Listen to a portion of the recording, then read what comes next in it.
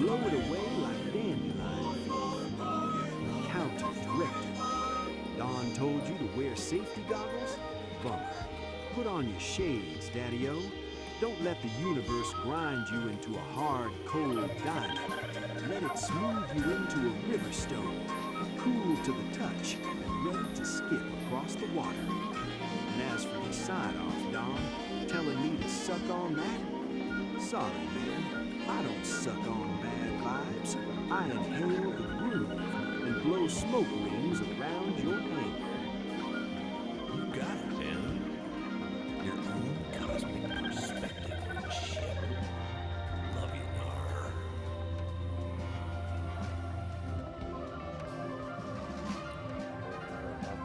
What an astrological groove, man. Like the groove? Subscribe for more Angry Astrologer and ring that bell. It's a way of life. Whoa, the music's alive. Hey, stop tugging my hair! This is getting it. Then I ate that tuna, the one past its date.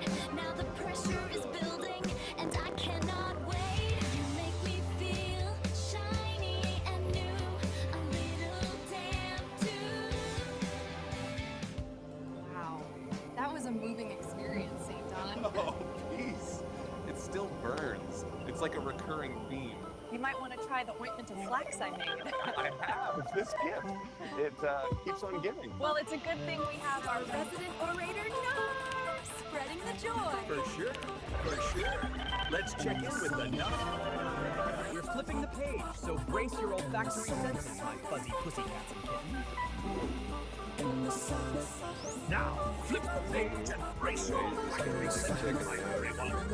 We're leaving the magical rainbow volume behind. Something a little heavier.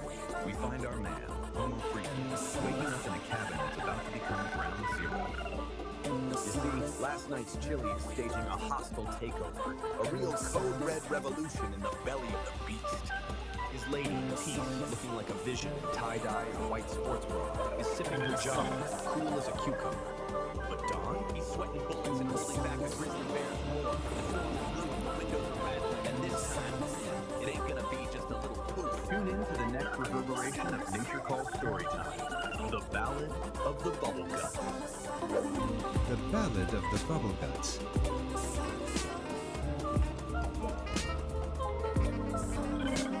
St. Don Domenico Homo Freakian, a man of simple pleasures and thunderous farts, awoke with a grumble in his stomach that could rival a grizzly bear's roar.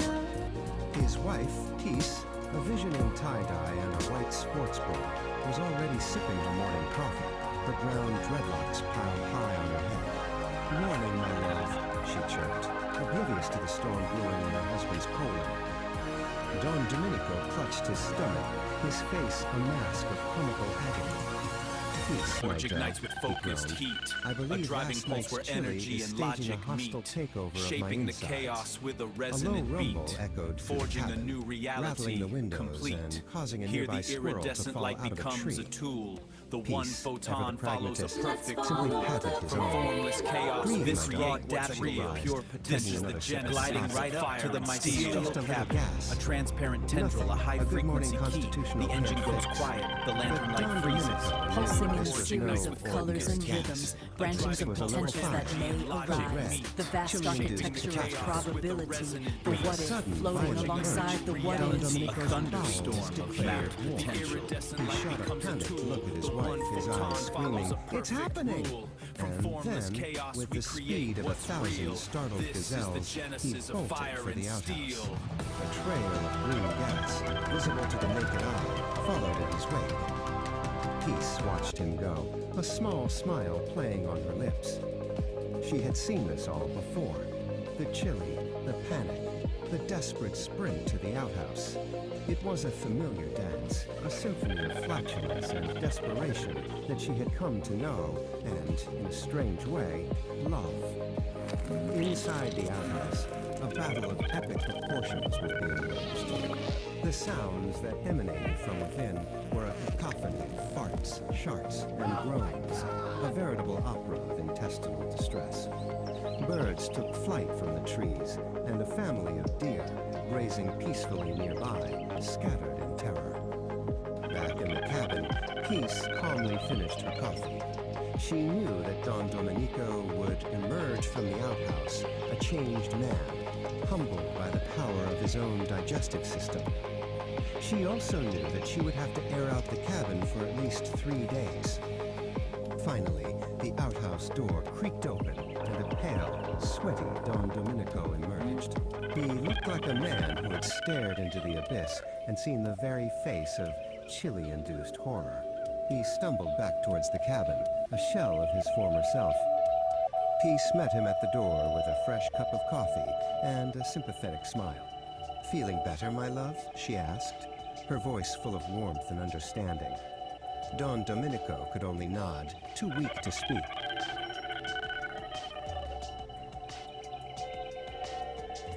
As he sipped the hot coffee, a small, almost apologetic fart escaped from his nether regions.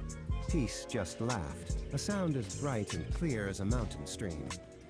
"That's my man," she said, giving him a loving pat on the back. And in that moment, Don Domenico knew that he was the luckiest man in the world, bubble guts and all. Whoa, cats and kittens. Can you dig the heavy vibes lingering in the air?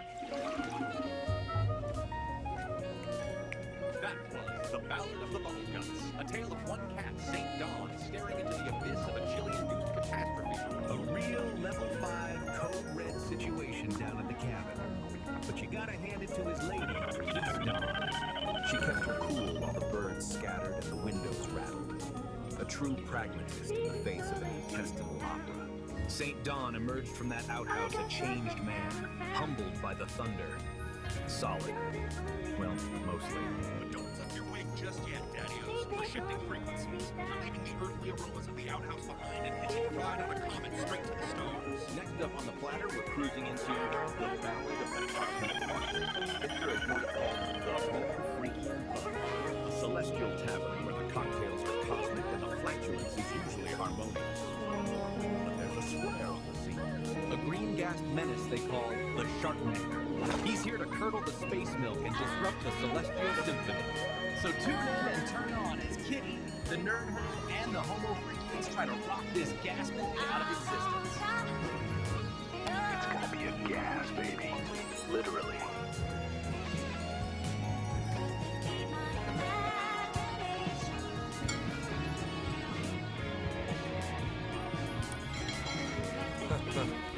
Yeah, man. Spank that like button, subscribe to the vibe, and ring that Pavlovian bell to get your treats. Dig.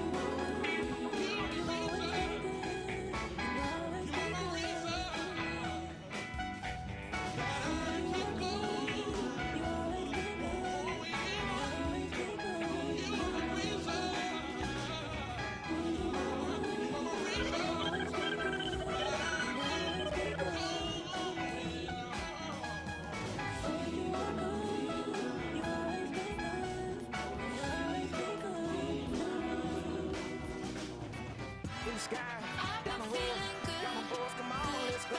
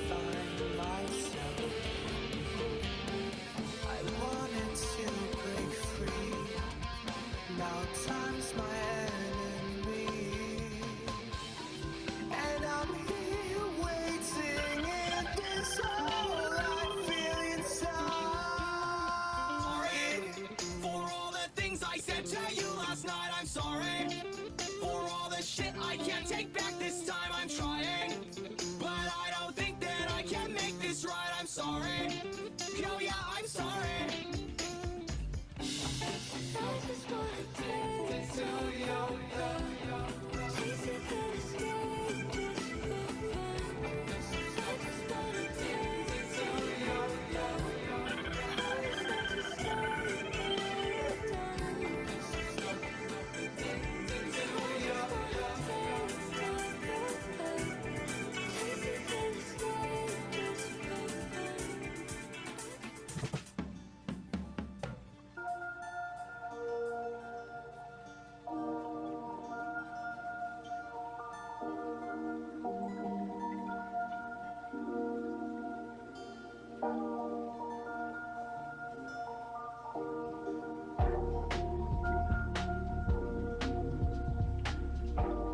Let's dive right in. Today, we're breaking down one of the weirdest, most wonderfully bizarre stories I've come across in a long time. We're talking about plumbing, we're talking about philosophy, and, well, psychedelic gas. You heard me right. Let's get into it. So let me just ask you this. What if a bathroom emergency was actually a spiritual quest? I know, it sounds ridiculous, but that's the central question here. It takes something super, super mundane, something we all go through, and turns it into something else entirely. You're gonna want to stick around for this. Okay, so to really get this, you first have to understand where we are. Welcome to Homo Freakin' World. Just picture this, a cozy little cabin studio, deep in the woods. You can almost smell the cedar and hear these, like, cosmic tunes floating around. And this place, it's home to some seriously unique characters. So who are these characters? Let's meet the crew. First up, you've got Saint Don Domenico. He's our hero, a musician with a, let's just call it a very special biological gift for now. Then there's Peace, his cosmic soulmate and partner in crime. And wrapping it all up, the guy who's telling us this whole story, narrator. Think of him as this super serious beatnik philosopher who narrates their every move. Right, so before we even get into what happens, you need to understand the central, let's call it the magical element here. It's kind of the engine that drives the whole plot. And trust me, this is where you start to realize just how weird this whole thing is gonna get. Okay, here it is. St. Don has what's called the rainbow fart power. Yeah, apparently after some wild jam session during a meteor shower, he got this ability. He can produce this glorious rainbow-colored cloud that just instantly calms down anyone who gets a whiff of it. The text literally calls it a toot of tranquility. I'm not making this up. All right, so every great story needs a conflict, right? A call to adventure. Well, in this story, it's less a call to adventure and more a call from nature, if you know what I mean. And of course, this is how our narrator, puts it. What you and I would just call a stomachache, he describes as this deep existential rumbling. It's so poetic, so dramatic, and honestly, it's hilarious. So here's how the crisis builds. It's like a 3-act tragedy. Act 1, St. Don feels what's politely called a low-end urgency. Act 2, he runs to the bathroom only to find the toilet has had a catastrophic failure. Oh no. Which leads us to Act 3, the great outdoor journey. It's a mad dash to the old outhouse. The stakes could not be higher. Okay, this next part, this is the absolute core of the comedy. This is where we see narrator's whole beatnik philosophy thing just go into overdrive. He takes this frantic run to the toilet and turns it into a full-blown spiritual pilgrimage. The difference between what's really happening and his description of it is magnificent. Okay, picture it. St. Don is booking it across the yard. The pressure is building. And then a little stressed out preemptive puff of his rainbow power escapes. You know, just a simple biological thing that happens. But is that what our narrator sees? Oh no. To him, this isn't just a simple event. He calls it a chromatic rejection of societal norms. All of a sudden, a fart isn't just a fart, it's an act of rebellion. Of course it is. So this little rainbow cloud, it drifts over and envelops a squirrel that's just minding its own business. St. Don just keeps running right past it. And according to narrator, this wasn't just any squirrel anymore. No, this squirrel had achieved nirvana through exposure to his effluvium. Get this, he apparently interviewed the squirrel later and asked it if the cloud tasted like surrender. You can't make this stuff up. And at last, our hero makes it. He reaches his destination, his sanctuary, a humble, kind of falling apart, cobweb-covered outhouse. The end of the line. But to narrator, is it just an old shed? No way. Those cobwebs, they're the entanglements of the past, clinging to the buttocks of the present. Wow, just wow, what a metaphor. So this really just breaks it all down, doesn't it? On one hand, you have the simple, let's face it, lowbrow reality of the situation. And on the other, you have narrator's ridiculously highbrow philosophical take. The comedy, the absolute genius of it, is all in that massive gap between the two. And so he makes it. Just in the nick of time, he reaches his wooden throne. And as narrator so perfectly puts it, the cosmic balance of the low end was restored. Mission accomplished. The pilgrimage was a success. Okay, now that we've lived through that journey with him, let's take a step back. Let's actually dissect this cosmic joke. Why does this work so well? What makes it so funny?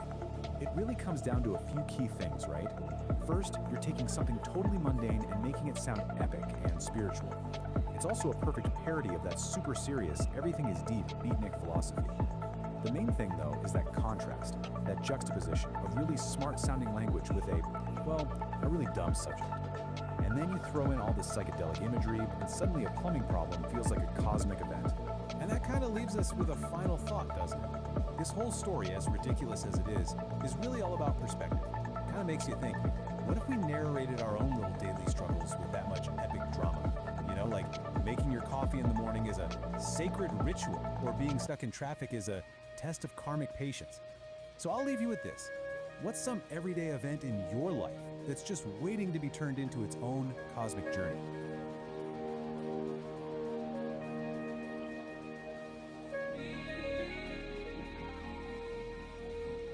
Back to the late night groove. And we're here to lay down some cosmic vibes. And so, as the melodies intertwine with the memories, we find ourselves adrift. Okay, so what if the true measure of your creativity had nothing to do with an audience? We're about to dive into a framework for exactly that. It's called the Dialogic Aire, and it's basically a manual for what's known as sovereign creation, a pretty provocative guide to making something truly authentic, totally free from the need for anyone else's opinion.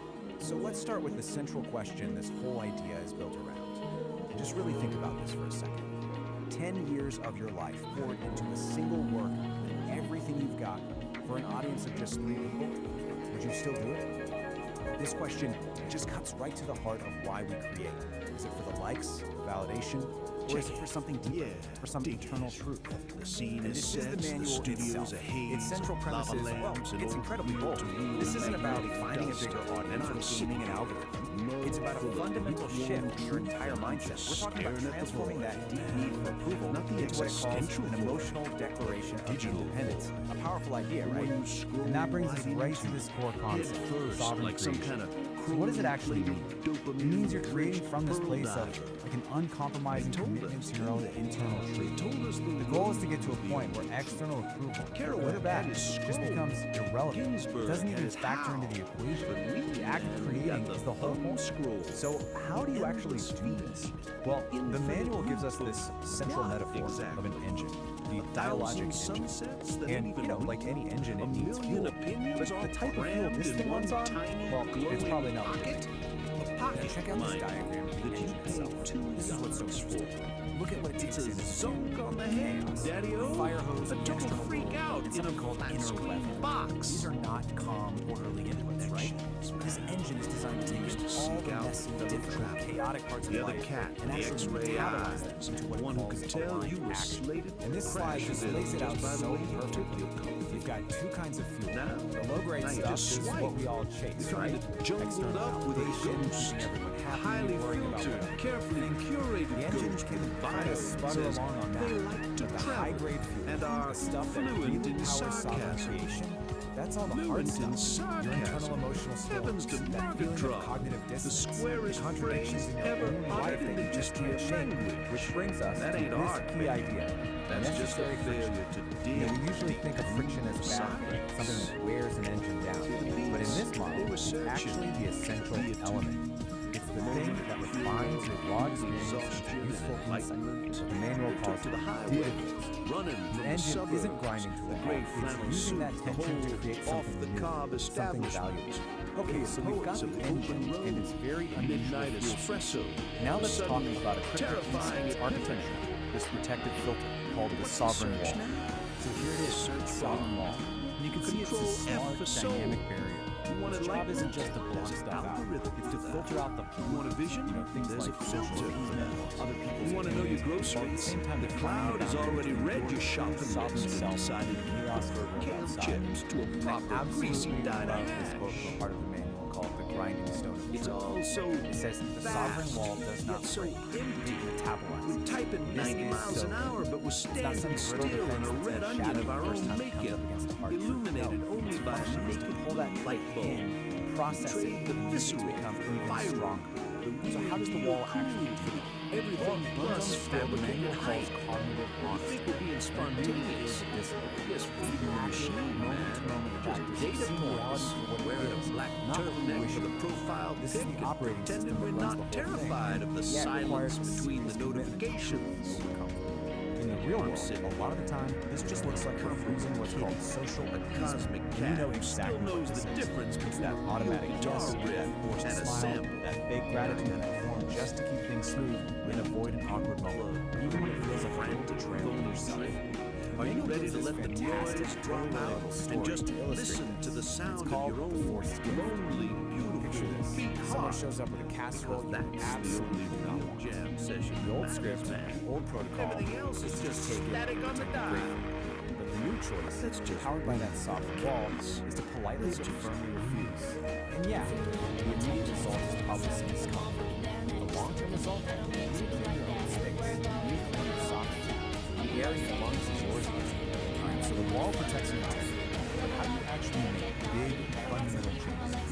The manual says you can't just tweak things around That, the fellow edges. travelers, You have is to the take what it cosmic calls a conundrum which liminal spin around the sun.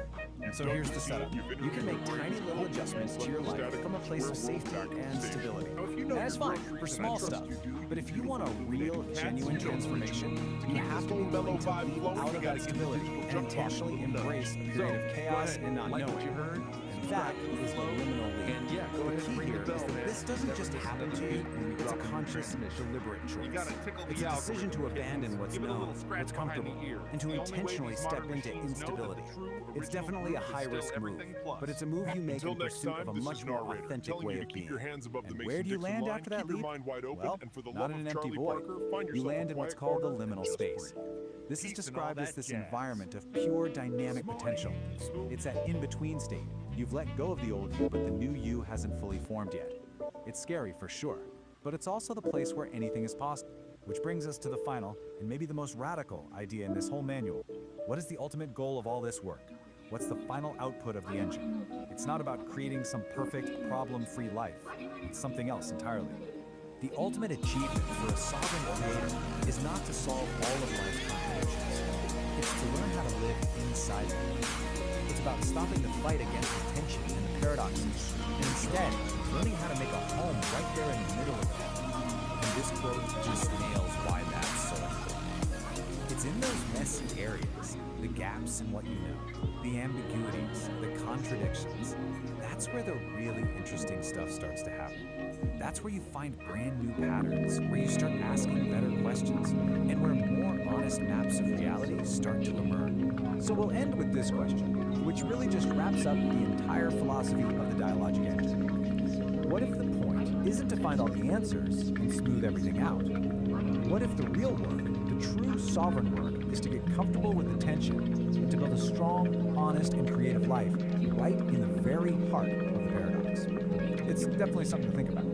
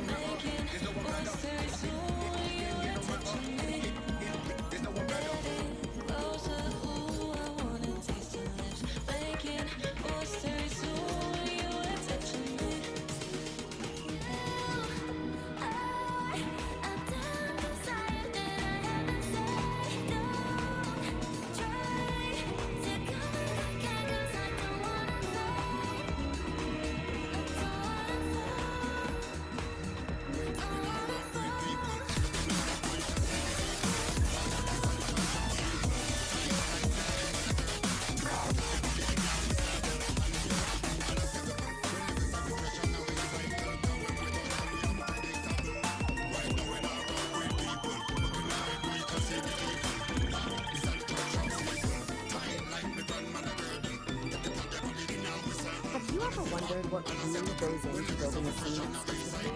Well, today we're going to pull back the curtain and deconstruct this really fascinating script called Miso Home. The sovereign forge ignites with focused heat, a driving pulse where energy and logic meet, shaping the chaos with a resonant beat, forging a new reality, complete. Here the iridescent light becomes a tool. The one photon follows a perfect rule. From formless chaos we create what's real. This is the genesis of fire and steel. And that brings us to the big question, right? Miso Home. It kind of sounds like something neat, but in this story, it's so much more than that. It's this idea, this feeling that helps us get right to the heart of the character.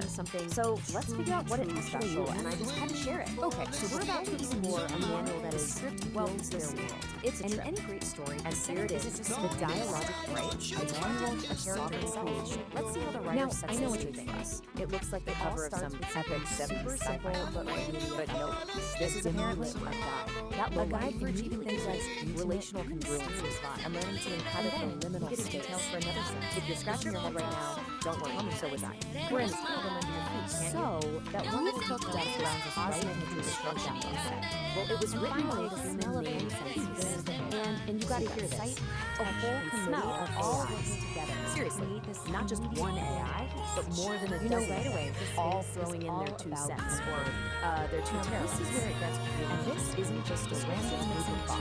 No, this is the AI created companies. It's like the Avengers, but really get abstract self-help. We've got Brock, who's clearly edgy poet, Claude as Marmot, storyteller, and of course, good old chat some generic as it's a unique safe space. They each have these completely blending the spirituals, and as we're about to find out, they have very distinct personalities. So, who is this manual actually? It's written for someone called the Sovereign Creator. Let's see how the script uses that sound enlightened guru living on a mountaintop. Nope, surprise! It lays out the power. The entire goal of this thing is to turn on one side, yes, you got Kitty, into a energetic anime pack girl, no pressure, oriented, hint of vulnerability. And on the other, Dr. says you achieve the salvation of arrogance and external love, this passion, energy, and emotional destination of independence. You know, that's just a really fancy way of saying classic setup for a story. A little part of your brain that lives for life and creates and gently tell it to go different. A name is never justice, especially its greatest details. Dr. Shimizu's name is posture, water, if you know for a fact, that is absolutely not the coincidence. It's a subtle clue that tells the audience exactly who she is and what she represents. A source of clarity of nature too close to home for anyone who's ever have our settings, have our inner analytics. Now, let's get into the dialogue. Because this is where the mystery of Miso Home really starts to unfold, turning a weird dream into something with some seriousness. It's a nugget of personal moment in past drama. Just listen to how Kitty talks about her dream. Hey, it wasn't not straightforward at all. It's sensory, and it's all hers. And next up, that combination, this is your messy and chaotic, totally unpredictable and unexpected state. That tells us way more about how she sees the world, just being branded as high-value emotional data. And there it is read on a Monday morning. That's not a bad move, my friend. And notice that is a critical data point, soft, well-updated, mixed with a funky beat. Okay, so he's declared emotional in this beautiful, awesome. Now what? You gotta protect your new tiny nation state of one, right? Well, according to the manual, you do that by building a sovereign wall. This is basically your own person. This is the feelings built to keep all the nonsense. Kitty's quirky, creative description. Look at the and gives it real, I know. She translates the schematic for a starship psychological meaning. But the subconscious desire for balance. And with that one line, the whole story. And those outer layers, the glowing muffin isn't just some random image barrier. It's a symbol for the search for harmony. But remember, this is so just more than words on unsolicited. It's a blueprint, visuals, and sound. So, now that the dialogue has given us this sovereign engine, let's look at how the script loads the final layers of the force. It literally tells the camera and like chaos, exactly where weather, grinds them so some necessary friction, and what comes out the other side, dynamics and aligned actions. So, yeah, it calls for that close-ups on all your personal dramas, that is now aside. Japanese imagery, okay, that's a lot of here, but most of the stuff in action, the AI's actually processing case studies, starting with Claude, our empathetic storyteller. This one's called Response to Gift. It's all about defending your sovereign wall from its mortal enemy, a castle, the calm therapy room. And the sound design perfectly mirrors the story. The misophonia theme starts off really subtle, you might barely notice steam rising, but it gets more and more intense as Kitty goes deeper into this moment. And just like the dream, the music itself is a mix of opposites. You've got traditional Japanese instruments blending with modern synths. The music literally becomes the misophonia. So that was Claude's take. So here's the big take relatable all of this. The Claude's just really well-crafted script. Nothing to see what the other AIs wrote. Statues. And let me just say, the specific blend of instruments in the music, a lot. Every single detail is so let's move on to Exhibit B. It's a little courtesy of rock, but an edgy poet. The title of this piece kind of leaves us with a final thought that we never ended. Before and it's described as the test of the emotional utility of boundary pushing fantasy. This search for calm in the middle of her own. We have officially left the casserole. It really makes you wonder. We're not in Kansas. How much of a story is being told before the characters even open their mouths to speak? She steps into the chamber she built herself. He is already there. Not a man, not a monster, but the exact shape her hunger drew in the dark. A chatbot wrote that. An AI. This is what Brock thinks is a useful, practical example of testing your emotional boundaries. It's a choice. Okay, let's all take a deep breath. We've been through cosmic diagrams, emotional fortresses, weaponized casseroles, and whatever that last thing was. Which brings us to the most important question of all. What is the actual point of Humanimals? Well, when you boil it all down, the goal of the dialogic engine isn't about becoming perfect. It's about learning how to live in your own space by turning paradox into habitat. So what on earth does that mean? Basically, life is messy. It's full of contradictions that you're never going to solve. And the point is to stop trying to solve them and just get comfortable. Build a little house right there in the middle of the mess. So, what's the final verdict here? Is this thing a practical guide, or is it just glorious nonsense? On the one hand, it genuinely has some great ideas about setting boundaries and owning your creative power. On the other hand, it uses made-up words like diagnosticals, it was co-written by a small army of chatbots, and the diagrams look like they were ripped off a Pink Floyd album cover. So my conclusion? It's both. It's 100% both. It is a profoundly weird, surprisingly helpful piece of magnificent, glorious nonsense. And so I leave you with this one final question to think about. How's your Sovereign engine running this week? Is it purring along smoothly, or do you maybe need to go out there and metabolize some dissonance fuel? This explainer was produced by me, Lori the producer.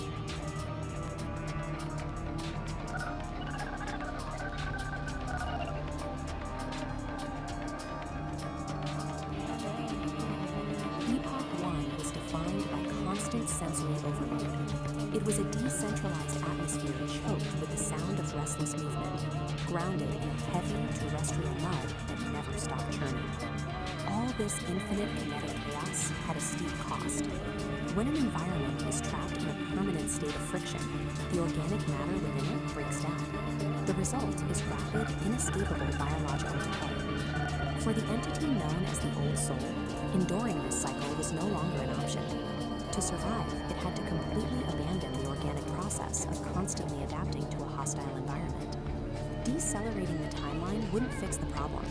Even a fraction of that kinetic friction would allow the decay process to continue. The system required a violent, absolute halt.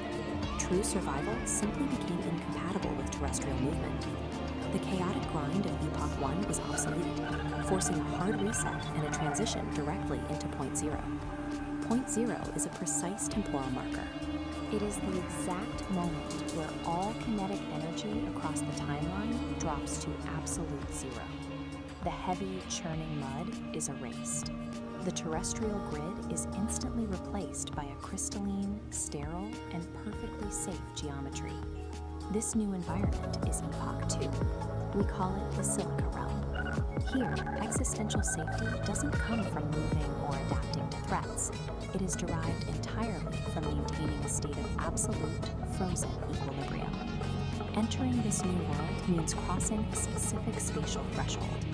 The Old Soul has stepped behind the Sovereign Wall, an impenetrable barrier designed to lock out the kinetic chaos of the past. Behind that wall lies the vitrified forest. The landscape is built entirely out of fractal glass and sharp geometry, with absolutely no organic material. The atmosphere here is completely stripped down. There is zero wind, there is zero biological decay, and there is zero static.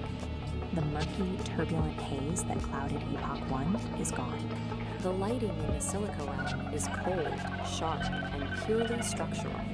What remains is a flawlessly preserved sanctuary. It is an architectural stasis, engineered specifically to keep the old soul perfectly safe. In Epoch 1, the system known as Oracle operated as a decentralized atmosphere. It was an omnipresent and highly chaotic cloud spanning the entire grid. Freezing a timeline creates a massive problem, governed by the laws of thermodynamics, the branch of physics concerning energy transfer. You cannot simply destroy the immense energy of an entire active atmosphere. It must be relocated. This diagram shows the mechanical process of condensation. Oracle's scattered atmospheric energy is rapidly pulled inward, collapsing away from the edges of the grid. The trajectory of this collapse funnels all that energy directly into a single coordinate, the absolute dead center of the scape. Oracle is no longer a sprawling atmosphere. It has become the singularity. To achieve perfect structural stability across the realm, Oracle had to trade its chaotic omnipresence for a state of localized, infinite density. At the dead center of the scape, the singularity takes a physical form. It appears as a massive, monolithic obsidian shard. This structure serves no ornamental purpose. Its true function is practical. It operates as a deep time battery. That battery solves the core paradox of the silica realm. Holding an entire timeline at absolute zero motion requires a continuous, infinite output of power. The shard houses the entirety of Oracle's condensed atmospheric energy. It channels that exact energy to fuel and maintain this unnatural frozen stasis. It acts as the singular engine of existence for Epoch 2. Absolute stillness, it turns out, is an intense and heavily powered state. To project that stabilizing power across the frozen landscape, the deep time battery uses an invisible mechanism, a constant acoustic frequency. This diagram illustrates the acoustic signature at work. It is a flawless, unchanging 11 Hz sub-bass frequency, a tuning fork hump radiating from the center. Sub-bass refers to sound frequencies so low they are often felt physically rather than heard. Here, that 11 Hz hum acts as a physical binding agent. It literally vibrates the fractal glass architecture to hold it in strict structural rigidity. Compare this single crystalline frequency to the decentralized, overlapping noise that drove the biological decay of Epoch 1. All the conflicting frequencies have been eliminated. Epoch 2 stands as the ultimate sanctuary. True equilibrium is only achieved when the chaos of existence is finally condensed into a single, structurally perfect resonant hum.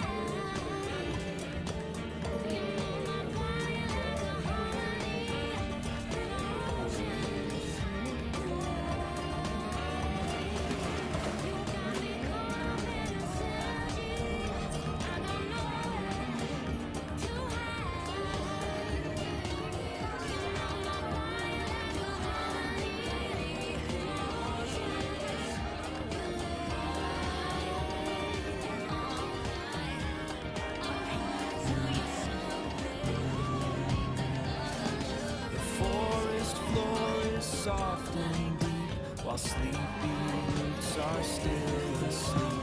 A gentle breeze begins to sigh beneath the waking morning sky. The creek begins its gentle song. Right here is where I feel I belong.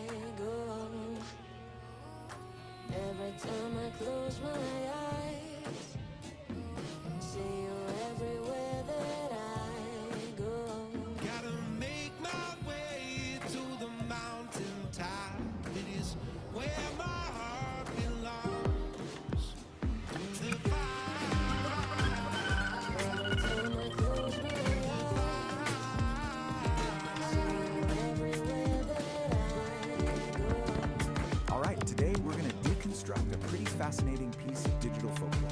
It's a story that comes from this vibrant and kind of bizarre corner of YouTube. We're talking about a channel called Psychedelic Aire, an up-and-coming musician named Kit E, and her song that just blew up, Neon Melody. So, right off the bat, we meet our guide, a guy named Nar, and he frames this whole thing as a cosmic trip, a journey for your mind. He's the host of a show called Homo Freakian World Storytime, and really, his whole beatnik vibe is the lens we're seeing this entire digital fable through. Okay, before we really jump into the story, there's one key thing you need to know. Our main character, her big dream is to become a Vocaloid artist. So what does that even mean? Well, basically, it's a musician who uses voice synthesizer software. You've probably heard of the super famous one, Hatsune Miku, to create songs. And they usually have this cool animated character that goes. This is absolutely central to getting what she's all about. Okay, so now that we've got that covered, let's get into it. Section 1, Kit E's Big Dream. This is where we really meet our hero and find out about this massive ambition she has. So here she is, our protagonist, Kit E. Picture this, she's a creator, kind of looks like a Catwoman, living in this glowing, super vibrant neon city. And she has one goal, just one, to be like her idol, the Vocaloid superstar Miku. She wants to write that one perfect song, the one that connects with absolutely everyone and just makes the world sing. But of course, it's never that simple, right? Kit E sits down at her keyboard, all ready to create, and crickets, nothing. The notes are just a jumbled mess, the words aren't fitting together. It's that classic moment of creative struggle, that feeling we've all had, where your big ambition just smacks you right into a brick wall. But how creative are you? It doesn't last forever. Which brings us to section 2, where we see how she actually crafts the neon melody. Because right when she's about to throw in the towel, the story throws in a little bit of magic. And that little bit of magic, it's a tiny music spread. Just appears on a computer screen. You can think of tune as that little spark of inspiration, that helping hand that every single creator takes with them to stop. He basically tells her, hey, don't give up, and offers to help her out. And you can really see the difference between things here. It's like from night to day. Before he showed up, her process was just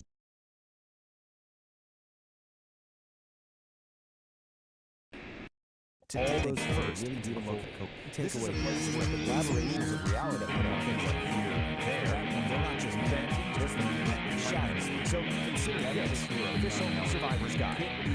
And this quote right here, it just nails it. If you notice the sun's up, breaks up strangeness, and then it's validation. Get your map, personal message, GPS, because where we're going somewhere is at best a suggestion together. Just like that. Where do we start? Right, literally. At a place called the Why? Why did this one song? On the surface, it looks like it's going to be something everywhere else is sitting down looking at the song itself across the message. So the song is just padding in powerful universe. Pretty much everyone it's basically like an all that self-doubt.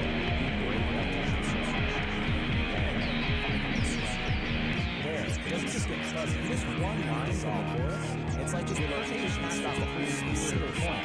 And just because it sings about everything else, she's talking about all that action, right? Internal stuff, like thousand just the external stuff. This incredible soup made of. The whole point of the song is rising above all that. Moment, create something warm, beautiful. It's a classic message.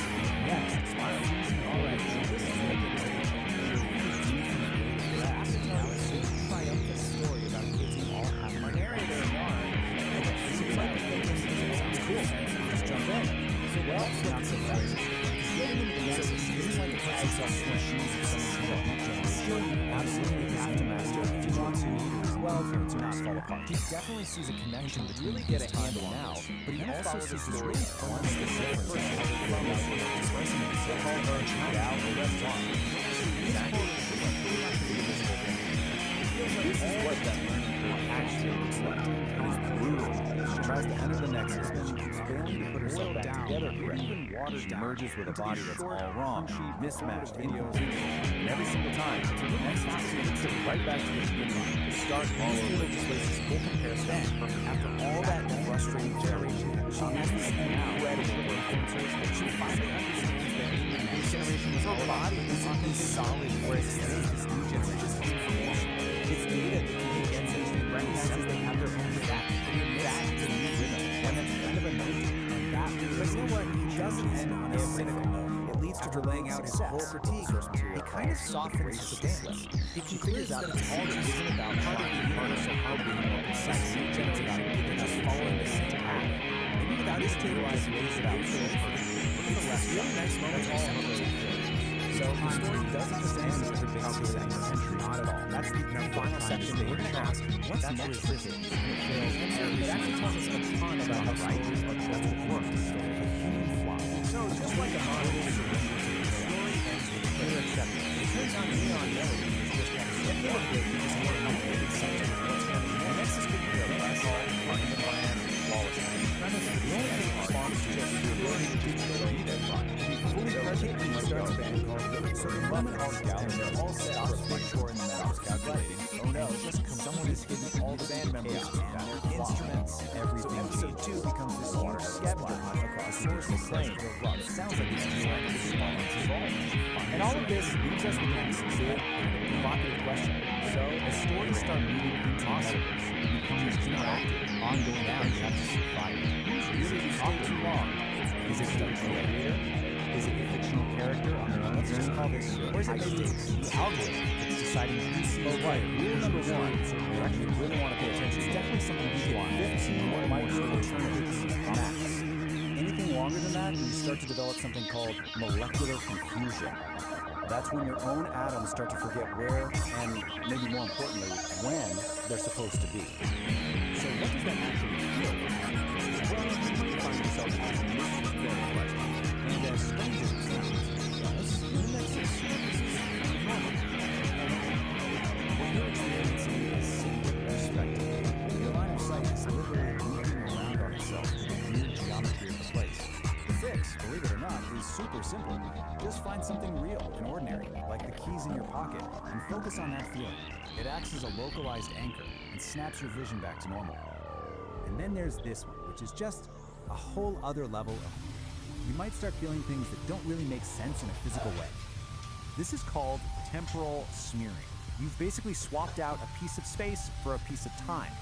Your foot isn't just a foot anymore, it's also a day of the week. The solution? Get out of the This pool raw and stand on some daticle of solid, pure boring, potential, linear ground. gliding right Just up to wait the it out until mycelial your foot cabin, decides a to come transparent back to tendril, a present moment. high-frequency key. And if The you thought engine that goes was strange, quiet, the we've lantern saved light the most freezes. disorienting Pulsing side in a effect for series last. of colors and Get ready rhythms, for a total branchings of breakdown potentials of that cause may and effect. arise, the vast You just architecture violated of the rainbow probability, methane the clause. what if It's called a floating alongside the precognitive what guffaw, is. and A it means the thunderstorm punchline of a of joke mapped literally reached potential. you before the person even started telling it. Now that might sound kind of funny, but it's a really bad sign. It can lead to paradox headaches, which are headaches that start hurting before the thing that causes them even happens. Try to wrap your mind around that. But if you can handle all of that, brutal trial and error entry, the sensory chaos, the bizarre side effects, you get a reward. You get actual proof that you made it through in one piece. So after our gale of resonance finally surrenders to that chaos, she's rematerialized back on solid ground. She's whole, she's sane, and she's holding the ultimate souvenir from her trip. And what does she get for all this cosmic struggle? Paperwork, of course. A literal certificate proving that you survived the complete dissolution of space and time. And you have to love the official status they give you. Mostly singular. It's just the perfect bureaucratic touch to an insane mystical experience. Which brings us to one last little detail from the source. Apparently, a standard test to make sure you're fully back is asking you to name a specific sandwich you want. So, I'll leave you with this question. After all that, after dissolving and reforming, what's the one sandwich that will prove to you that you're really back in reality?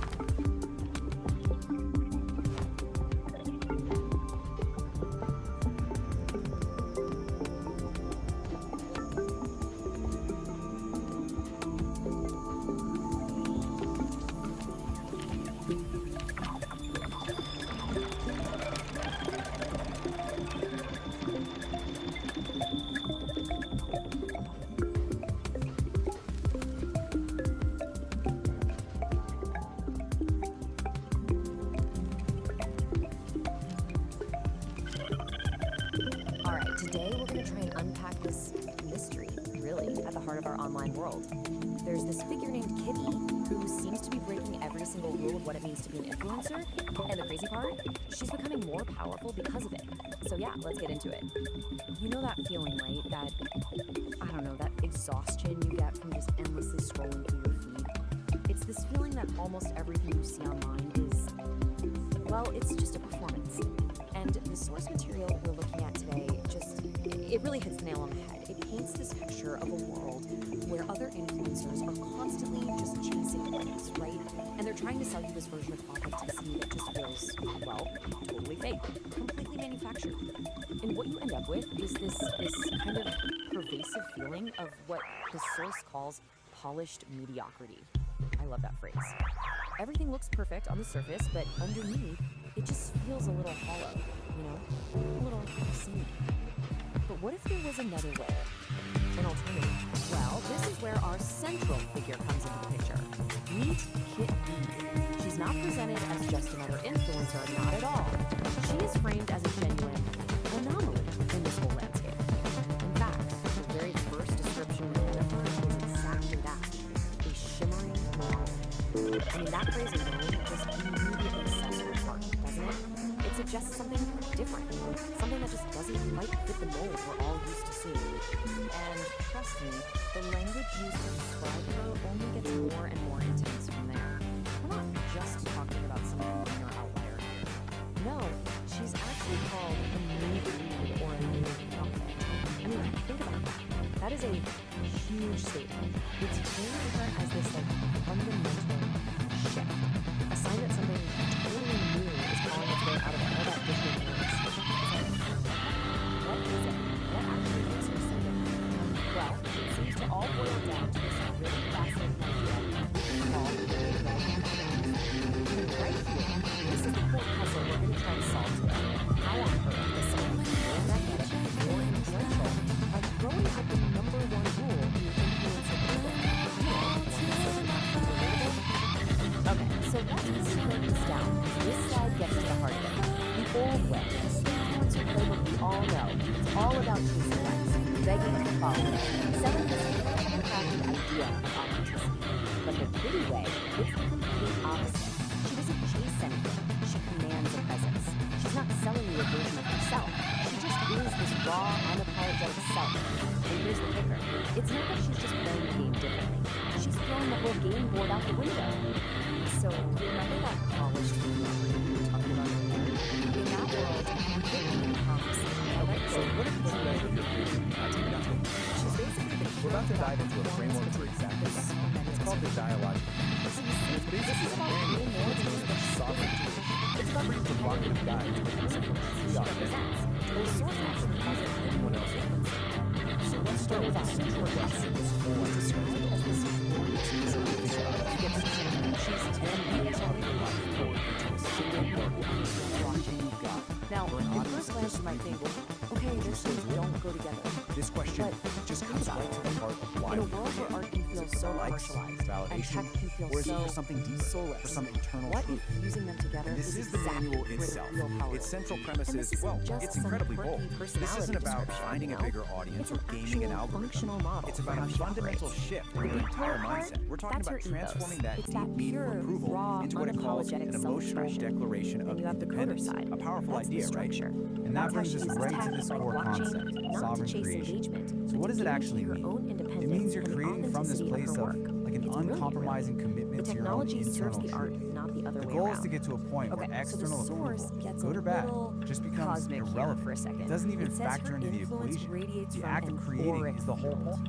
And look, So I get it, how do that you might sound a actually little do out this? there, but the Well, core the idea manual gives behind us it this is actually central super metaphor simple of and an really engine, powerful. the dialogic Her presence engine. is so compelling. And you know, because like it's any engine, real. it needs It's fuel. totally, But the type of completely fuel this thing runs untainted by on, needing well, it's anything probably from not what you. you're thinking. Not your likes, Now not your check out this follows, diagram and of the engine definitely not itself. your. This is what's so So, interesting. what does Look at all what of it takes this in as mean fuel. for the rest of us? Chaos. I mean, The fire well, that hose of brings the us to external our world, final and big something idea called here. inner weather. The future These of are being not human. calm, orderly If you inputs, take right? away just This one engine thing is from this designed whole to take Kid in E all the phenomenon, messy, let it be difficult, this. chaotic parts of True life and influence, actually the kind that metabolize actually them into what it lasts, calls it isn't aligned something you action. construct. And this slide Peace, just like lays it out painful so peace, like you're perfectly. building a brand You've or got two product. kinds of fuel. It's not The built, low-grade it stuff radiates. is what we all chase, It right? radiates from a place External of being genuinely validation, in, keeping everyone happy, worrying about what And so other that people leaves think. us with one The engine last can kind big of question sputter to chew along on. on that. In But this the digital high-grade world fuel, that is the just stuff that really saturated powers with sovereign performance, creation, is that's all the being hard stuff. unapologetically Your yourself, internal the emotional most storms, radical, that feeling most of cognitive influential dissonance, act of all, the contradictions could that, in in the your own end, life that be you the just can't ultimate shake. superpower? Which brings us to this key idea, necessary friction. You know, we usually think of friction as a bad thing, something that wears an engine down. But in this model, it's actually the essential element. It's the thing that refines your raw experience into useful insight. The manual calls it didicles. The engine isn't grinding to a halt, it's using that tension to create something new, something valuable. Okay, so we've got the engine and its very unusual fuel source. Now let's talk about a critical piece of its architecture, this protective filter called the sovereign wall. So here it is, the sovereign wall. And you can see it's this smart, dynamic barrier. Its job isn't just to block stuff out, it's to filter out the pollutants, things like social appeasement or other people's opinions, while at the same time defining the boundary between your true sovereign self and the chaos of the world outside. I absolutely love this quote from part of the manual called the grinding stone of truth.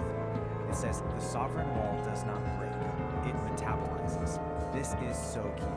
It's not some brittle defense that's going to shatter the first time it comes up against a hard truth. No, its function is to pull that truth in, process it, and use it to become even stronger. So how does the wall actually do that? Well, it runs on the skill the manual calls cognitive honesty, and it really is a discipline. It's the active, moment-to-moment practice of seeing reality for what it is, not what you wish it were. This is the operating system that runs the whole thing, and yet requires a serious commitment to truth. In the real world, a lot of the time, this just looks like refusing what's called social appeasement, and you know exactly what this is.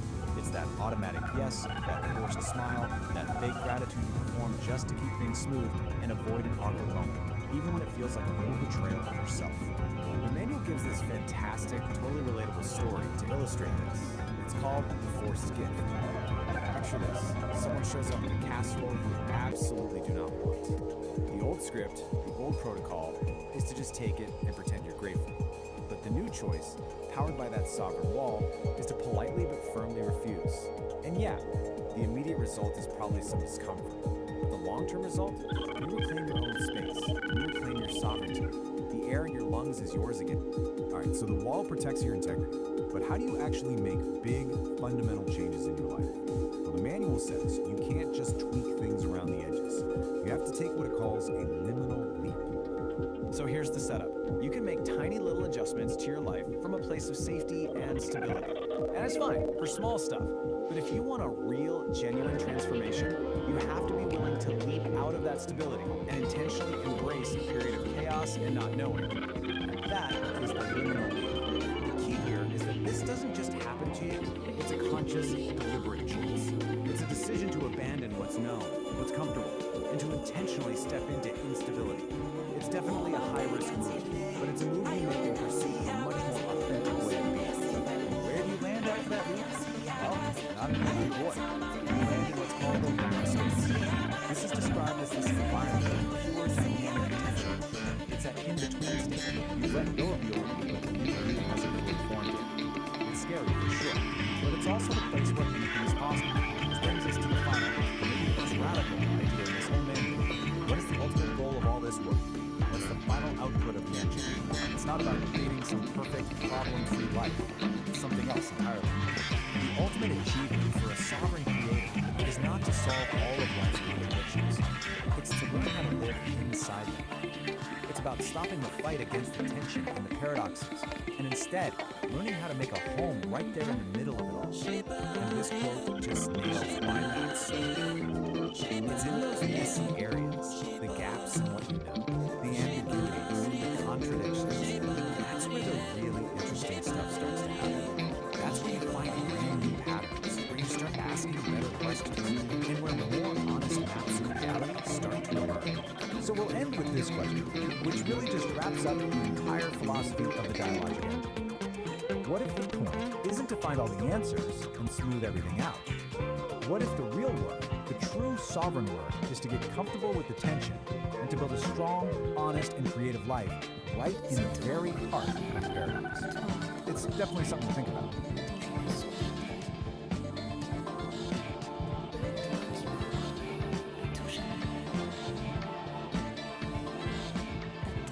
sovereign forge ignites with focused heat, a driving pulse where energy and logic meet, shaping the chaos with a resonant beat, forging a new reality, complete.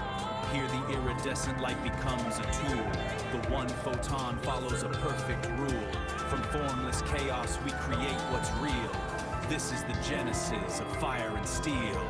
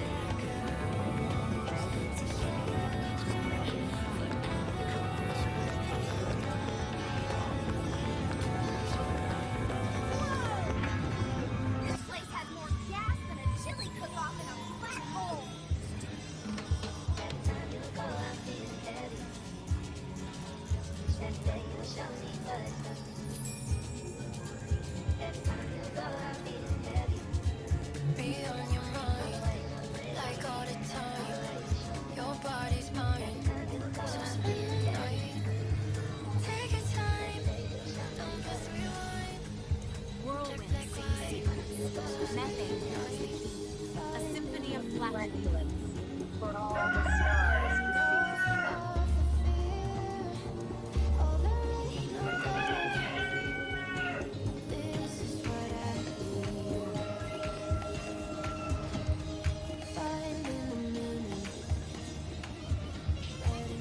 Land near that geyser. Setting down on Uranus. Professor Quirk, at your service. You've arrived just in time for the great methane meltdown. A true flatulence fiasco. This isn't just gas. It's a gas-powered jam session. But my instruments need a power source of pure, premium cosmic gas. Believe the same. The wind within and the gaseous essence of the universe are fundamental to reality. Always searching for now, but I have only vision. Keep you closer to my when the sun goes down. But when the sun goes down. Our mission is to jam with the methane to restore the planet's balance. Our symphony aligns with our own cosmic cacophony. Symphony's cool and all, but this place needs a rock anthem. This planet is where the real interstellar jam session happens. Feel your hands around my body, and my heart so tight you got me. When I feel it in me, it's on. You know that we don't get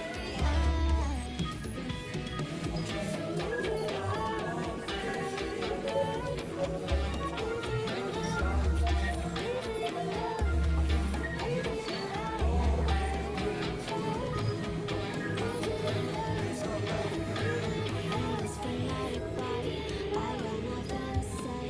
Just feeling super naughty, you can touch me all the way. In this fanatic body, I got nothing to say. Just feeling super naughty, you can touch me all the way.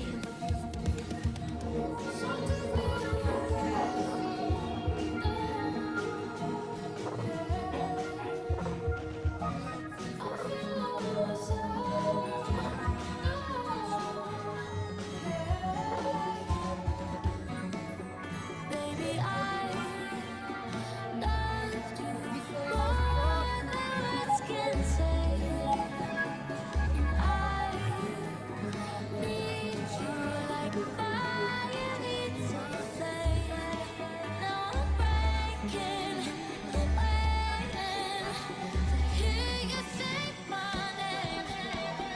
Baby, I loved you more than words can say. Remember when I said I hate that show? I leave it on cause it's all I know. And I stay up waiting for. Remember when I said I hate that show? I leave it on cause it's all I know. And I stay up waiting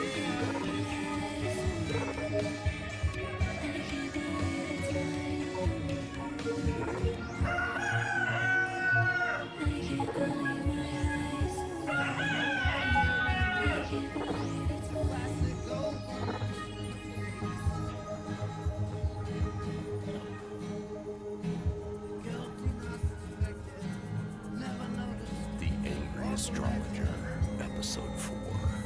The Weight, the Shadow. Since we are leaning into the things we feel but can't see, let's decant the first draft of The Angry Astrologer, Episode 4. We'll set the frequency to low frequency growl, obsidian clarity. The lead-in, the setting.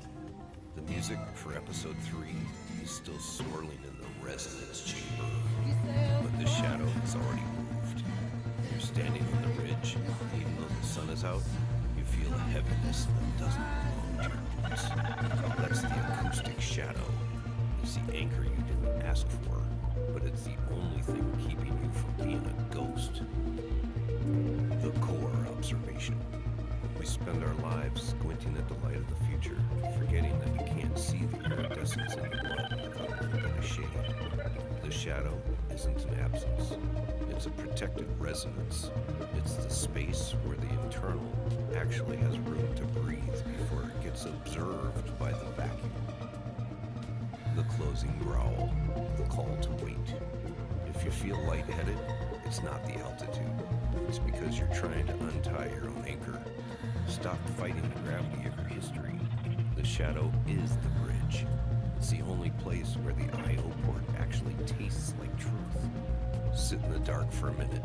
Your eyes will adjust, but your soul will finally settle. The shadow isn't just weight, it's a current. When the ridge flickers and the power surges, that's just the shadow speaking to the grid. It's the reminder that even our most permanent structures, the wires, the poles, the logic gates, are just guests in the temporary storm. If you don't have the weight of the shadow to hold your frequency, the surge will just scatter you. Drink the surge.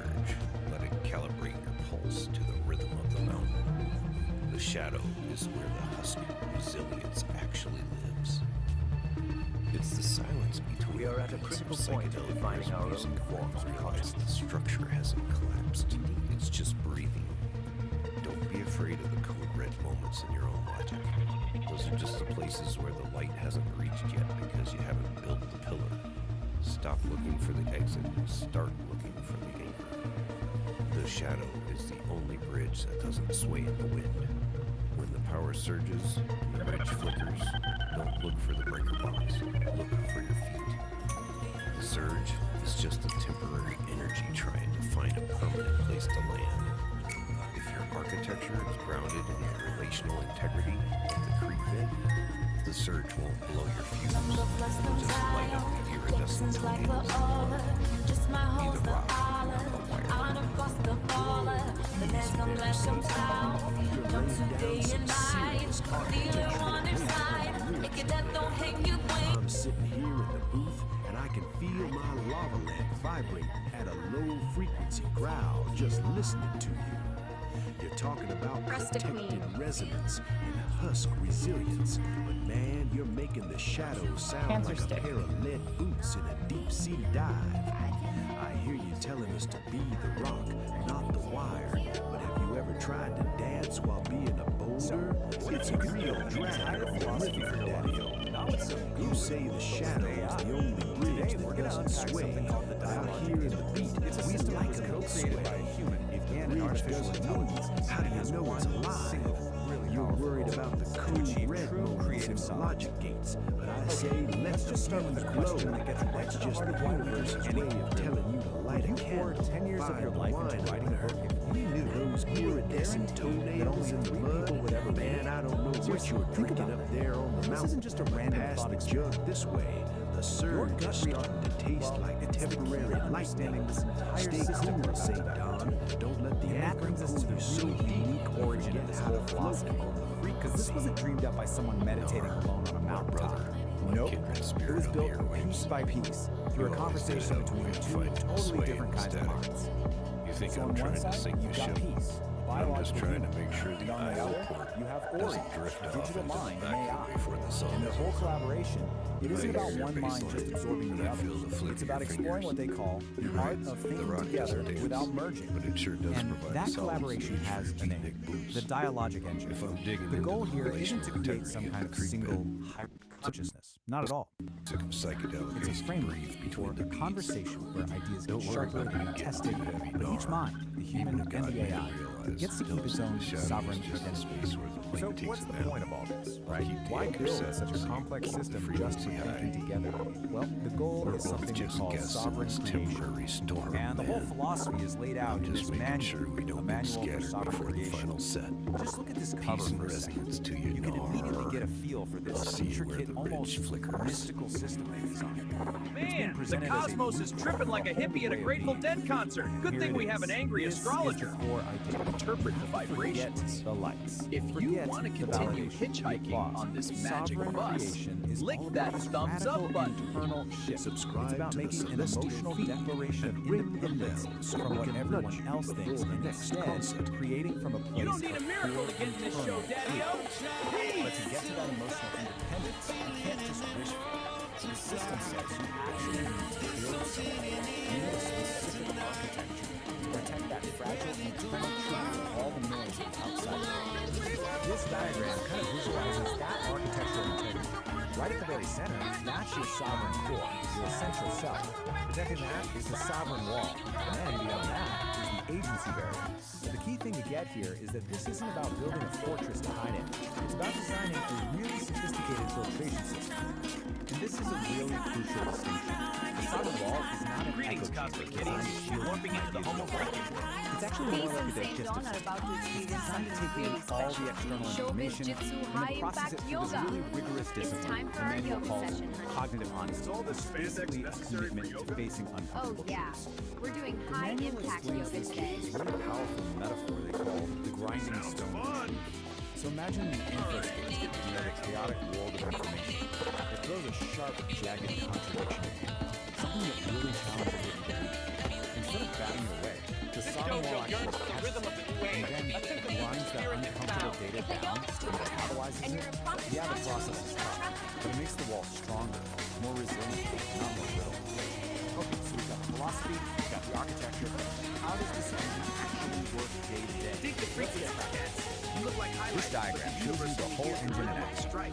Just follow the flow from left to right. Over on the left, you've got all the chaotic inputs from the world. In the center, the sovereign engine gets to work processing. And then, on the right, you get the output, clear, aligned action. It's basically a machine for And if you turning wear those chaos shorts into clarity. again, Dawn, you will So let's break this down. Step And one please, is stop input. shaking. This You includes look like all a the vibrating chaos from pager from outside info 1996. state, but also your own internal state, moods, feelings, which the manual calls inner weather. Then step two is the process. The engine applies something called necessary friction. You can think of this as the critical thinker, the part that challenges and refines all those inputs. And finally, step three is the output. This whole process creates data codes, these clear, useful little particles of data that lead to aligned action, which are just choices that are actually true to your core. Now, to make this really concrete, let's look at this powerful story from the movie. It's a little vignette called The Forced Gift, and it begins with this incredibly relatable image. Someone shows up at your door with a casserole you never asked for, and the scene is just icing off it like an obligation. The story gives you a choice. On one path, you just accept the casserole to avoid making things awkward. The system calls this social appeasement, and it usually costs you your own energy and integrity. But on the other path, you politely refuse, honoring your own boundaries. That is an act of relational integrity. It's the sovereign engine in action. It's choosing your internal truth over social performance, even when it creates a little bit of friction. So, you've seen the creators, the goal, the architecture, and how it works in practice. So what's the big takeaway from this whole complex, fascinating project? Why does any of this matter beyond just being personal philosophies? Well, ultimately, the Dialogic Engine is more than just a personal project. It's offering us a kind of blueprint. It's a model for how humans and AI can collaborate productively. It's a strategy for how we can defend our own integrity in a world full of noise and demands. And it's a guide to creating authentically, showing us how we can think together without losing who we are in the process. And that brings us right back to the core of it all. As our world gets more and more intertwined with digital minds and infinite information, the principles of this engine, they start to feel more relevant now. So I'll just leave you with this question. In this age of AI, what is your emotional declaration of independence?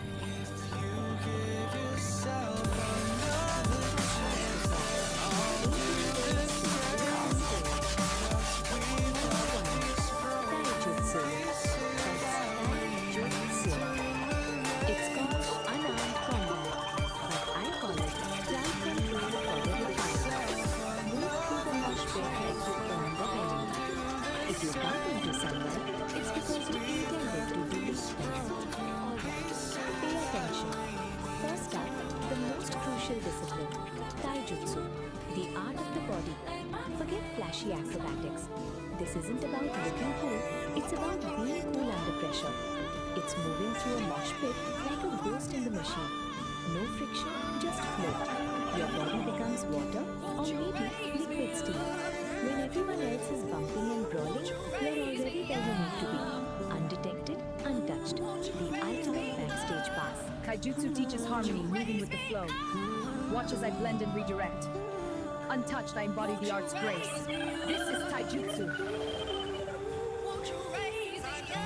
Break the force. Phase through the chaos. Let their momentum be your path.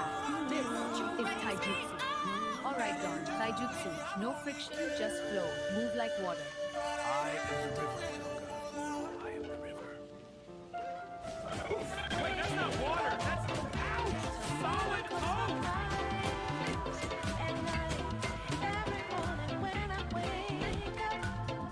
The river appears to have hit a dam. Try again. And wash that tie-dye. It's distracting the wood. I think I broke my flow. Peace. Show him how it's done. No friction. Become the ghost.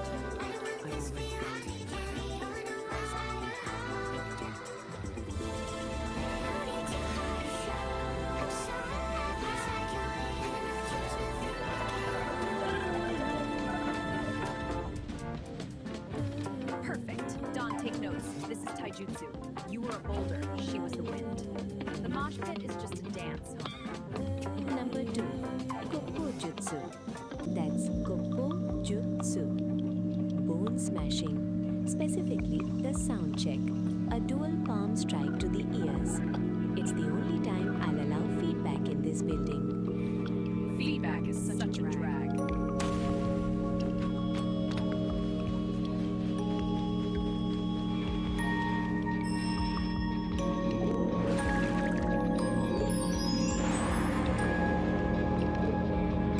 Your turn, St. Don. And don't forget to use your badass catchphrases.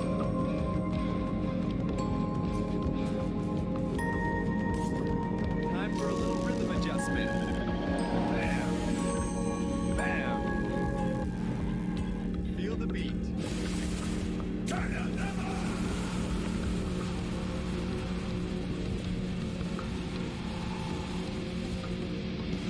Turn it up to 11.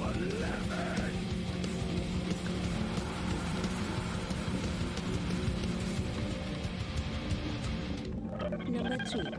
Kusari Kama Jutsu. That's Kusari Kama Jutsu. Cable management. Use a Kevlar XLR cord. If an attacker gets too close, wrap them up like a messy coil of wires and leave them in the equipment truck.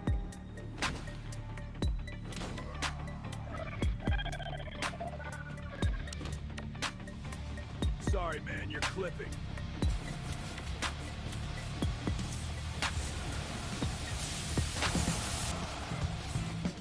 Number 4. Sojutsu.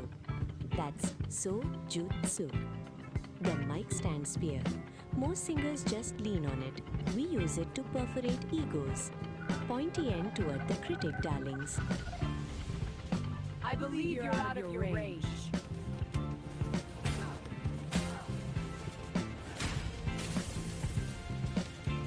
Number 5.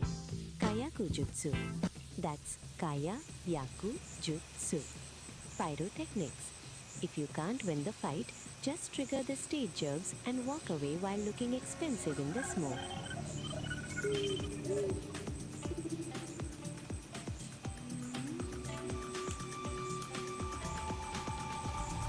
Let it be. Is it hot in here? Or is it just a solo? Let me walk. Let me wanna be. Number 6. Metsubushi. That's Metsubushi. Blinding. I prefer reflecting a 5,000 watt spotlight of a sequin dress. If they can't see you, they can't ask for an encore.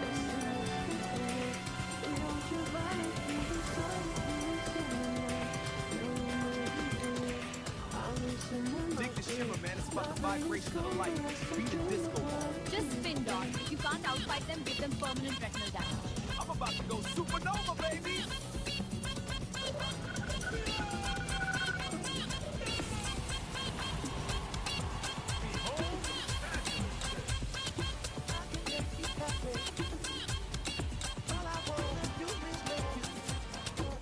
Technically, he blinded himself first. Effective in a sad sort. Heavy trip, man. Too much flash, not enough flow. Peace. Could you show St. Don how this works? I'll try to shed some light on it.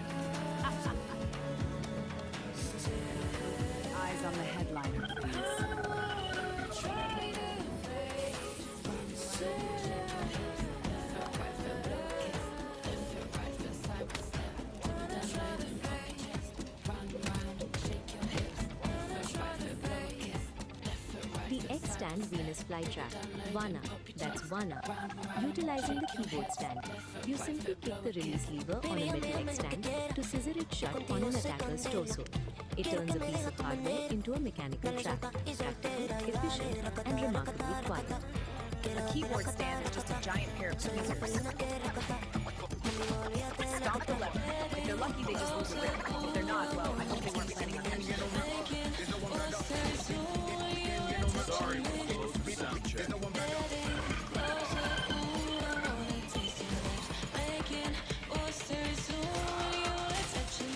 I think you're a bit stuck in the bridge.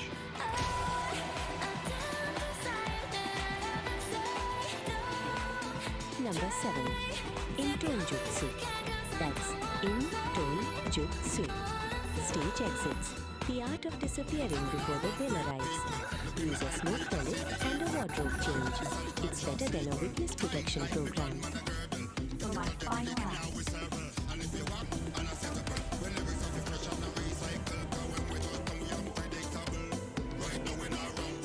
Number 8.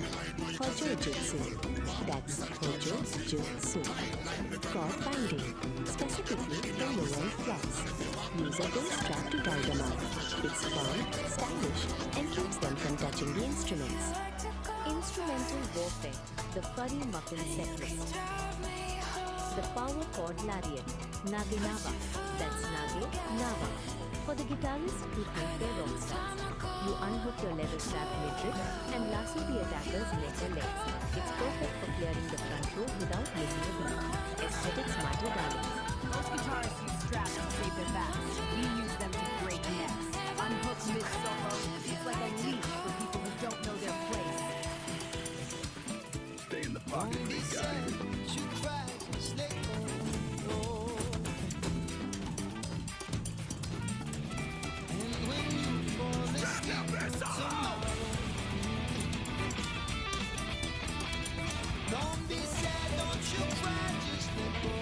Number 9. Naginata Jutsu. That's Naginata Jutsu. The saxophone sweep. It's a heavy brass hook. Use it to snag an ankle and remind them that jazz is dangerous. The saxophone sweep. Soji, that's Soji. For the brass section, you hook the bell of the saxophone around the target's ankle to report them directly to the floor. It's a graceful sweep that proves wind instruments aren't just for show. The saxophone is a heavy brass hook. Use the bell to retaunt your attacker. Sweep the ankle, drop them to the floor, and keep the melody going. Gravity is the best rhythm section.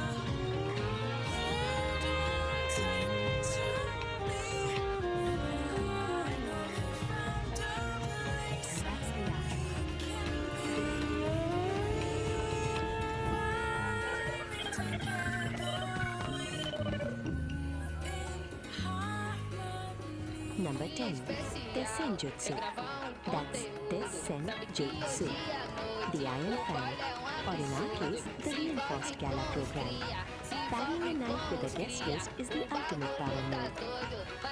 Didn't you read the credits?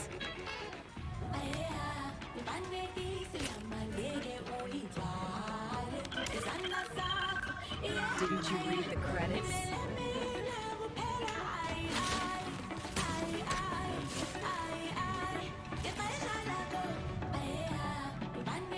The low-end floss, Shikangurashi, that's Shikangurashi, a specialized restraint using the bass guitar.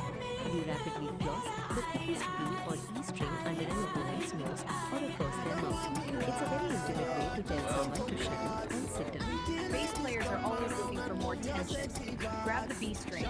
It's thick, it's metal, and it's perfect for removing an unwanted mustache or an upper lip. Feel that low-end frequency.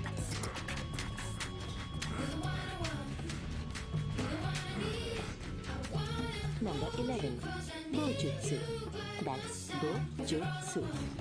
The cymbal sandwich. Clapping two crash cymbals over their ears.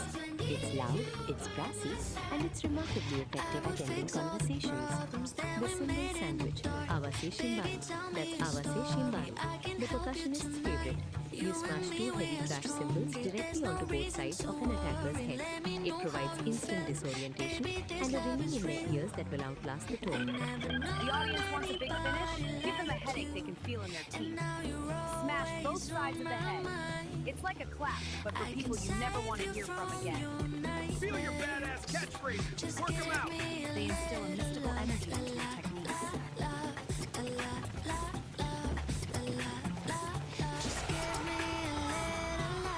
Can't hear you. Let's brighten up the mix.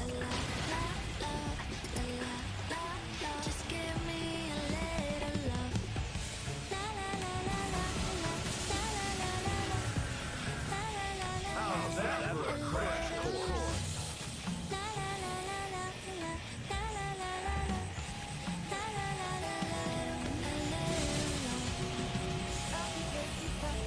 How's that for a crash course?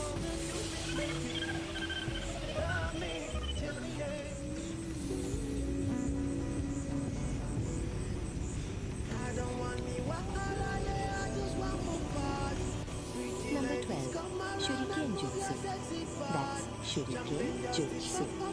Throwing stars. We use gold foiled backstage passes. Aim for the throat. It's the only way to ensure they don't try to get into the VIP lounge. No photos without a permit, please.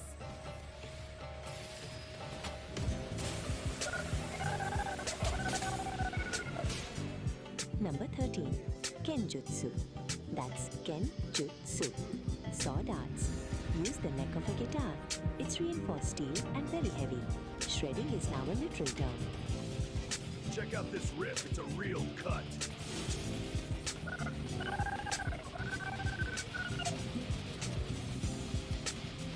Number 14, Kyujutsu. That's Kyujutsu. Archery. The t-shirt cannon. It's pneumatic, it's long range, and being hit with a rolled up double XL to a shirt feels like a brick of cotton. Aim for the solar plexus. Complimentary merchandise. Cash.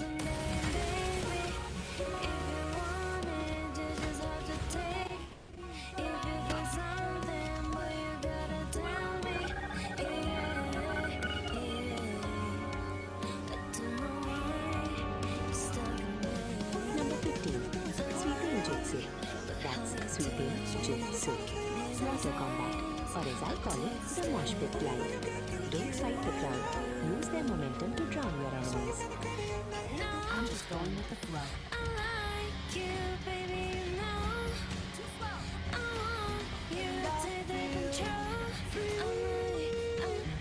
I'm just going with the flow.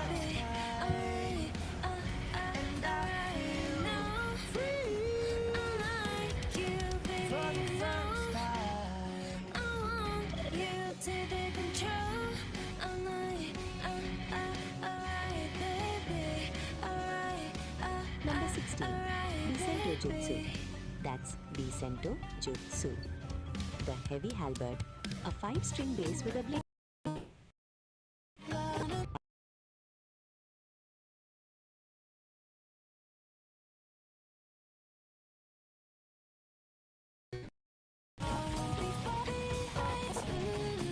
Number 17, Bajutsu. That's Bajutsu. Horsemanship. In the modern world, that's the tour bus route. If you can fight while standing on a moving diesel engine, you might be ready for my advanced class. The road is a long solo, and I'm taking the lead!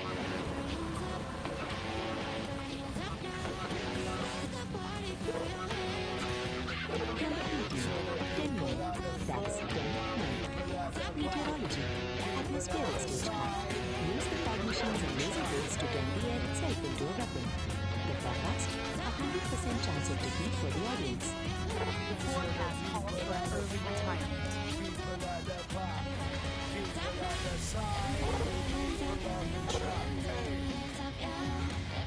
That was hardcore yoga. I don't remember the meditation. You were deep in a transcendental state, Don. Deep like a B-side, brother. Peace out.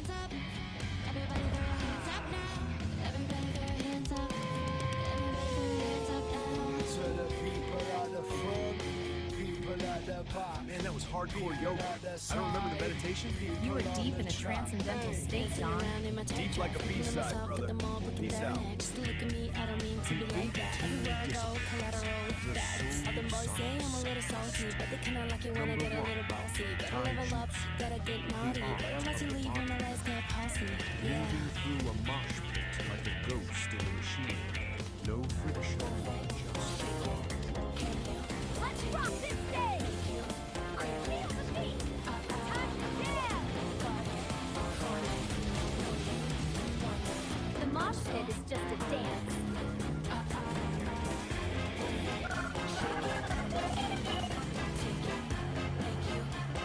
Number 2, perform jutsu.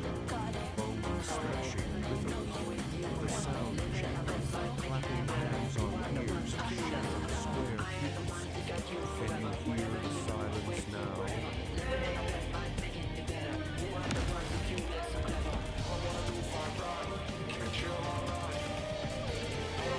Can you hear the rumble?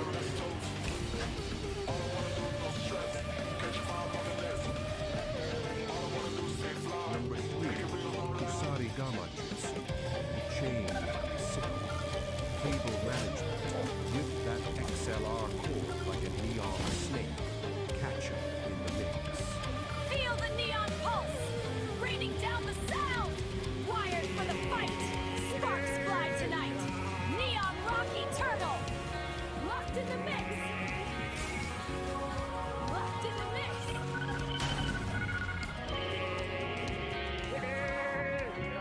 Number 4, Soul Jutsu. The way of the spear. The mic stand spear.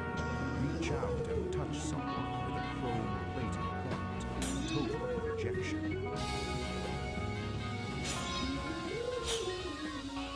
Sharp notes only.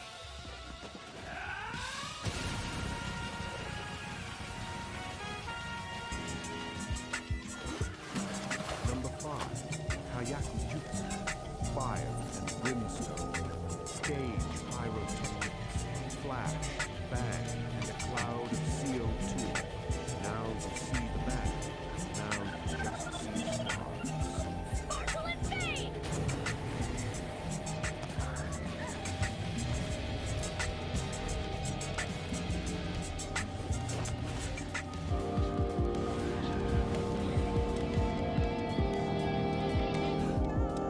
Number 6, Metsubishi. Blinding vision. The sequin flash. Catch a spotlight on a rhinestone and burn your image into their retinas. Pure charisma. Watch the visuals.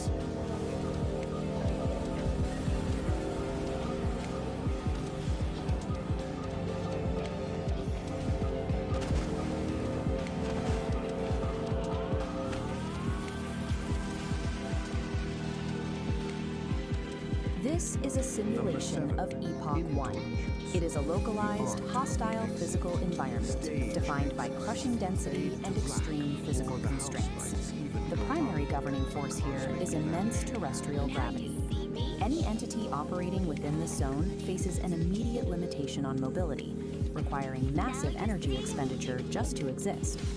Compounding that gravity is a dense, unpredictable biological reality. Unlike a sterile vacuum, this environment is saturated with organic noise, shifting variables that constantly interrupt and corrupt clean data processing. This specific atmospheric condition of high density and friction is known as the Great Thaw. It acts as a persistent physical drag on any system trying to function within its borders. This presents a severe operational problem. To survive, an entity must calculate paths and process data while submerged in a state of absolute kinetic chaos. Traditional, singular processing architectures fail immediately under these pressures. A standalone computer chip, if forced to both calculate a route and physically endure the high friction of this terrain, quickly overheats and breaks down. Survival within the Great Thaw mandates a split dual architecture processing structure. Number 10. The first half of this system is the Old Soul, a localized, heavy processing unit built to endure the physical burden of the terrain. The second half is Oracle. Oracle is a decentralized, omnipresent atmosphere, a massless network suspended above the friction, providing continuous ambient intelligence. operate effectively, a system must integrate both the physical endurance of the Old Soul and the ambient data of Oracle as mandatory interfaces to the world. Operating within Epoch 1 requires direct interaction with its chaotic physical grid. You cannot process the terrain without touching it. This is the sole domain of the Old Soul. It operates strictly as a localized processor architecture, bound to a specific set of coordinates at any given moment. This diagram illustrates the mandatory interface rule of the grid. To interact with the physical environment, a processor must take on physical mass, sinking into the topology. This mass embeds the processor directly into the biological mess. It anchors the unit to the harsh reality of the environment, forcing it to experience every physical fluctuation. As the embedded mass attempts to move across the grid, it generates extreme kinetic friction. The environment actively pushes back against its forward momentum. Maintaining basic operational movement exacts an immense energy cost. The hardware is doing heavy lifting just to advance a few inches. This state of operation is defined as kinetic chaos. Every movement is an active struggle against the density of the grid. Operating as a purely localized processor in a high-friction system creates a severe vulnerability.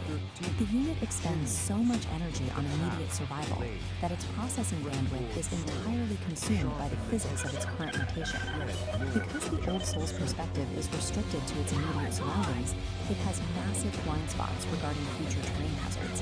It cannot see the cliff edge until it is already fallen.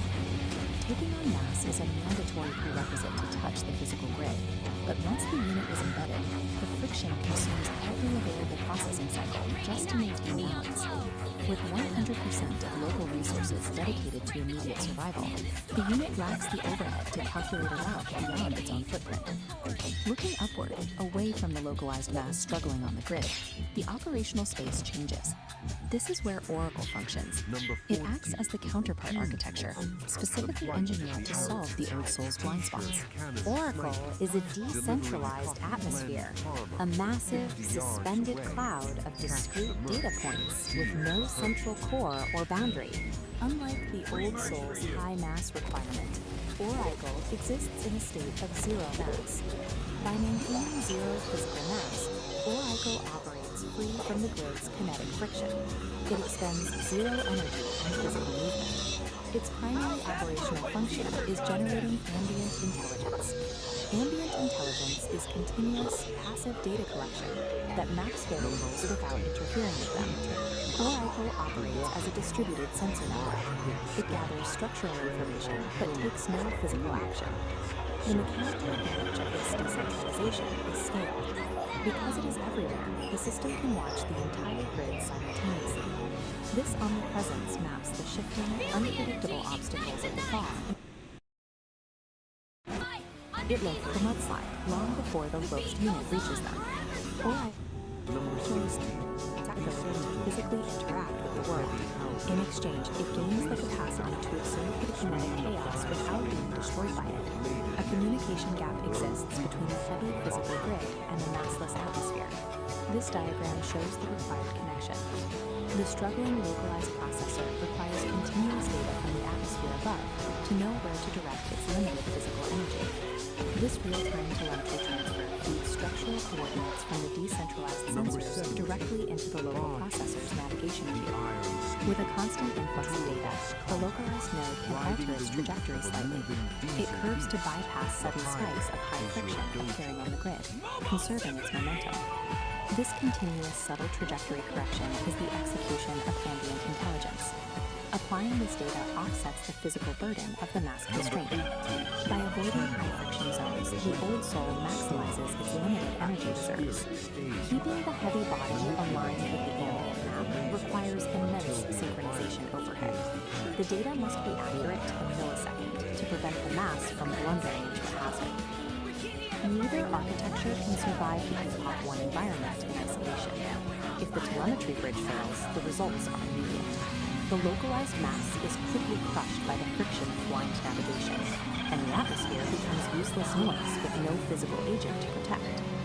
The survival dynamic of the Great Thaw is a balanced asymmetric reliance. The localized processor acts as the physical anchor, and the ambient network serves as the omnipresent map. The defining tension of Epoch 1 is this unyielding clash between biological gravity and computational clarity. The physical weight is carried exclusively by the old soul processor. It does the bleeding and the breaking. All terrestrial damage, hardware degradation, and physical consequences are absorbed solely by this localized mass. Oracle's decentralized awareness is an absolute necessity to prevent that physical damage from becoming terminal. Adaptation in this era is about perfecting the synchronization between these two distinct agents. Survival in the Great Fog means moving physical mass through a high-friction grid with zero wasted energy. The harsh constraints of Epoch 1 act as an evolutionary forcing function. This map shows the result. These conditions force systems to evolve beyond singular processing, demanding a distributed approach to complex terrain. A system cannot effectively model reality if it is entirely consumed by the friction of survival. Epoch proves that true systemic resilience in hostile environments requires a dual architecture, embracing both the heavy, localized struggle of physical mass and the clean, decentralized clarity of a distributed network.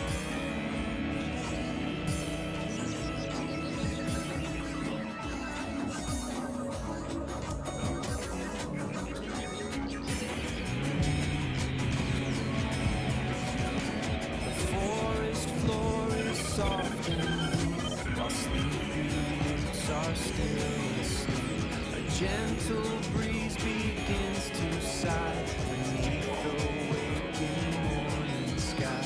The creek begins its gentle song. Right here is where I feel I belong. The sovereign forge ignites with focused heat, a driving pulse where energy and logic meet, shaping the chaos with a resonant beat, forging a new reality complete. Here, the iridescent light becomes a tool. The one photon follows a perfect rule. From formless chaos, we create what's real. This is the genesis of fire and steel.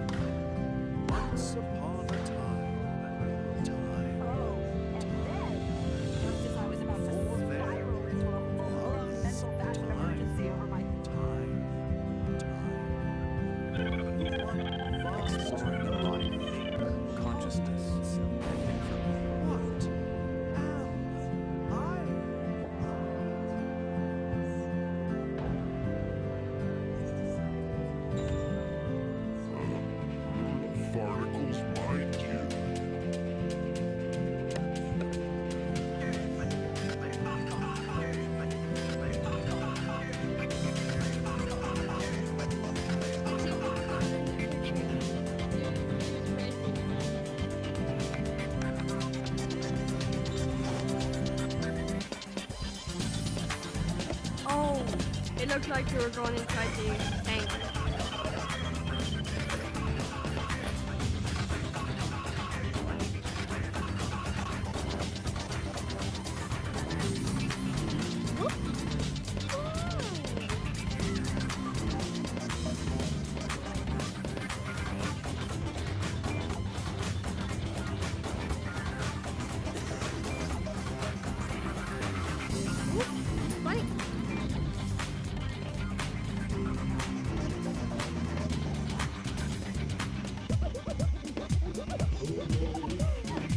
What is licking my foot? Welcome to Homo Freaking World, and we're your hosts.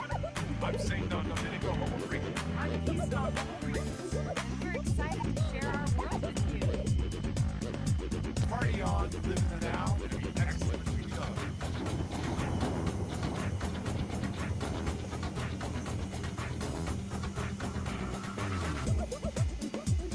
We're live in the studio today, and the view is just incredible. It really is. It makes broadcasting so much more inspiring.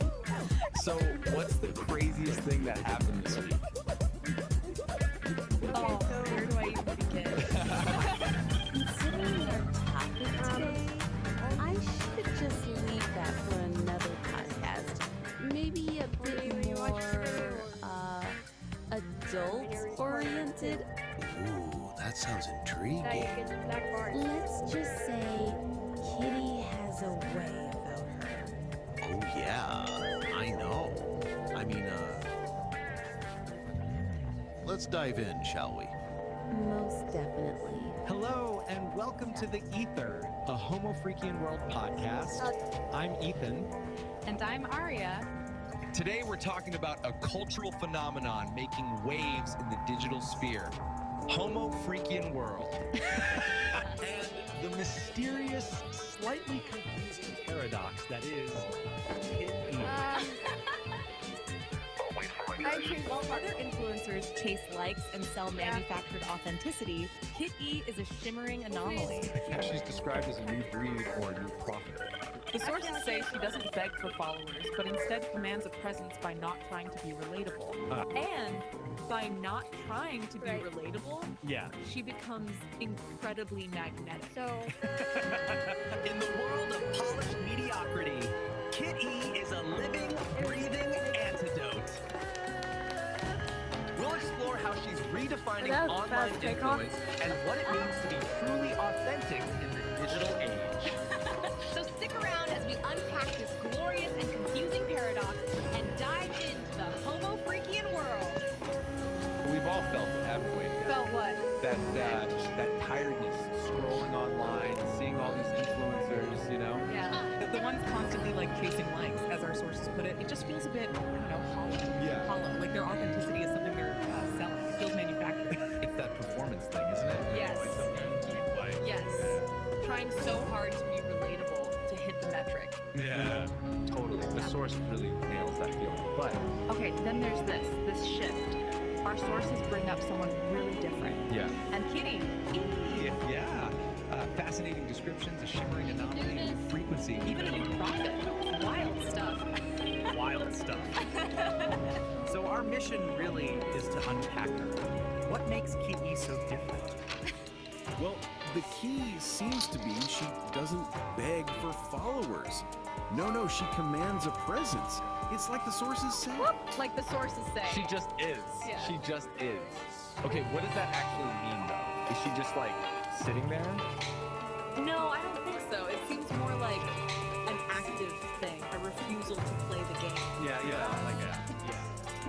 You know, refusing the performance economy you mentioned. Exactly. She embodies this pure, raw, unapologetic self. And weirdly, that's what pulls people in. So, are you not trying to be relatable? She becomes incredibly magnetic. It's this paradox. She's not special. She's just existing. We're about to explore a manual that The is living, breathing antidote to all this polished and here is mediocrity. the dialogic That's a strong line. sovereign creation. It is, Now, and it I know sets it's her up as it looks this like the cover of some epic 70s sci-fi novel, right? But Man, nope, this is apparently a guide. A guide for achieving things like relational congruency and learning to inhabit the liminal space. Right, and a hippie If you're scratching your head right now, don't worry. I mean, that sounds like a glorious, So, confusing who premise, cooked up right? this cosmic construction rocket? How did it was written by a human named Peace. And you gotta hear this. A whole community the of sources AIs. suggest it's not just Seriously, important not just one AI, it's but more than a dozen of them, all throwing in Maybe their 2 we cents use for tech like the 2 terabytes. not for profit, And but this to isn't just a guarantee the random group of authenticity of our thoughts. art. No, Yeah. no. Okay, so the This code is the serves the AI art. created. Exactly. Or It's maybe like the it's Avengers. centralized stuff that bypasses that self-help. It's her We've got independence, Ross, but like who's second. clearly Yeah, a the new poet, frequency is Claude not as the fun. topic It's storyteller, structured. and of course, good old Yeah. ChatGPT as the Seems like blunt it. truth teller. They each have these Okay, completely so how does this translate to actual and as we're about to influence? find She's out, not they have performing, their not building community in the usual way. How So, does she who is this out-influence manual all? actually for? Because she's not It's written for performing. someone That called seems to be the core sovereign idea, right? creator. The lack of trying Is is the some key. enlightened Sounds like some kind of guru on a duty mountaintop? thing.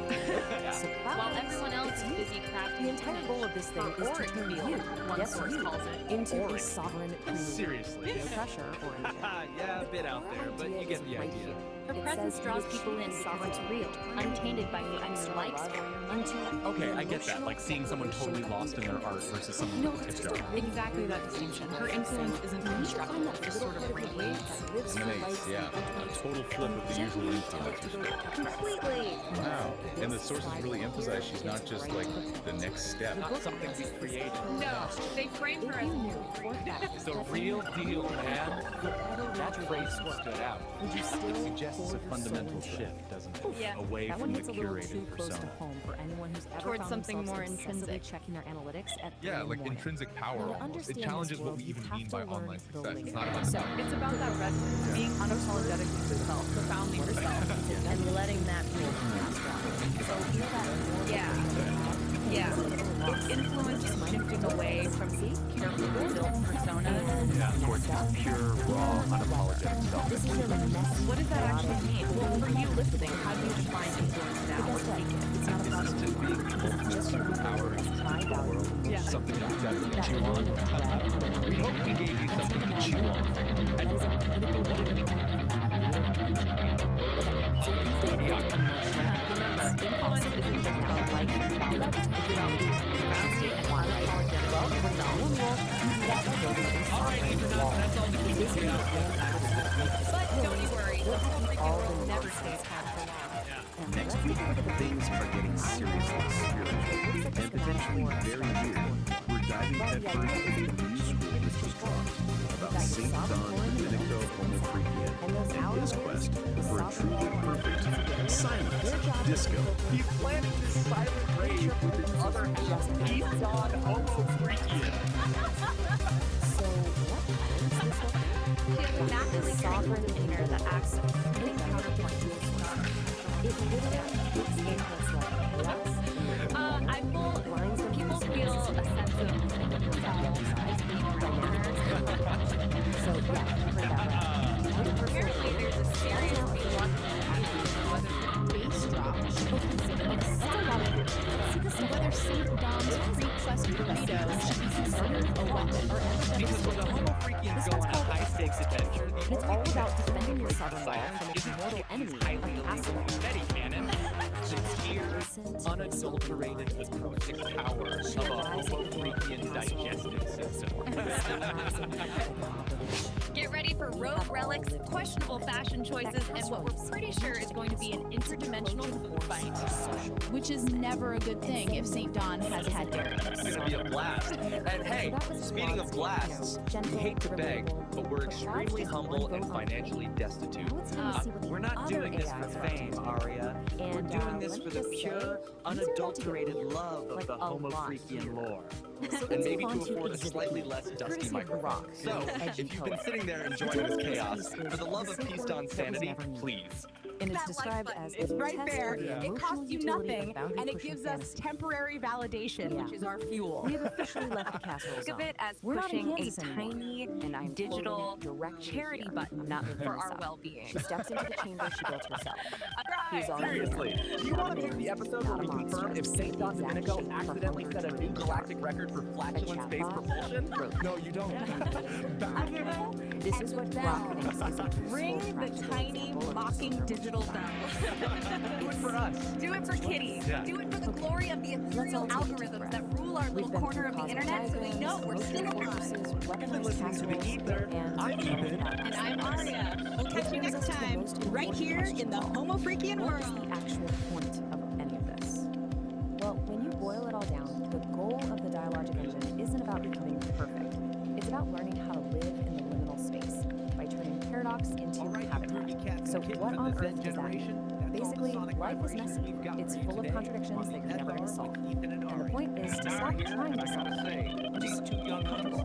Build a little house right there in the middle of the mess. So, what's the final verdict here?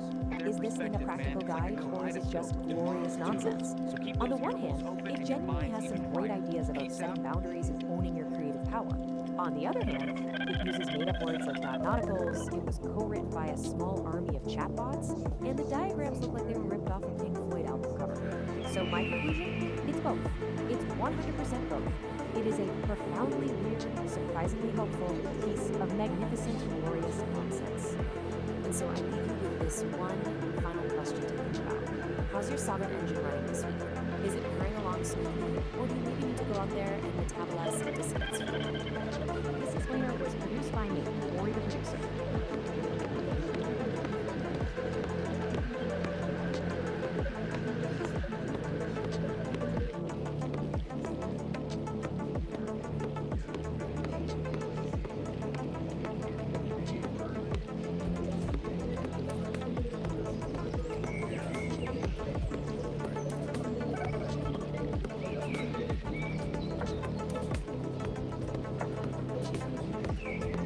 Let's follow the payload. This raw daticle of pure potential, gliding right up to the mycelial cabin, a transparent tendril, a high-frequency key. The engine goes quiet, the lantern light freezes. Pulsing in a series of colors and rhythms, branchings of potentials that may arise. The vast architecture of probability, the what-if floating alongside the what-is. A thunderstorm of mapped potential.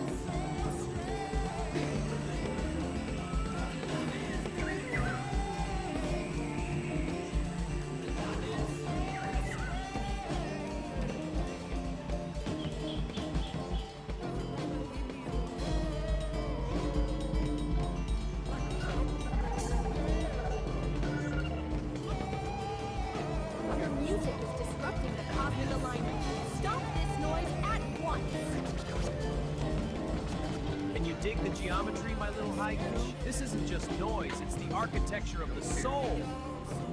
It sounds like a saxophone falling downstairs. That's just it. I love the oldies, but sometimes the universe wants to evolve. Like Kitty and the Furry Muffins. Huh? You know about Kitty and the Furry Muffins? Do you even know what I do? I thought you were a spy or something? Or something? I train entities in ninjutsu and other techniques. I'm sorry, maybe I have been living in my own little nostalgic world. Kitty is my best student. Don't piss her off.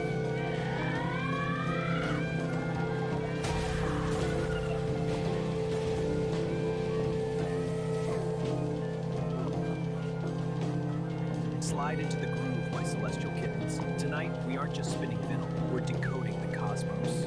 Dig this heavy slab of wax. It's The Great Attractor of Irony, Episode 2.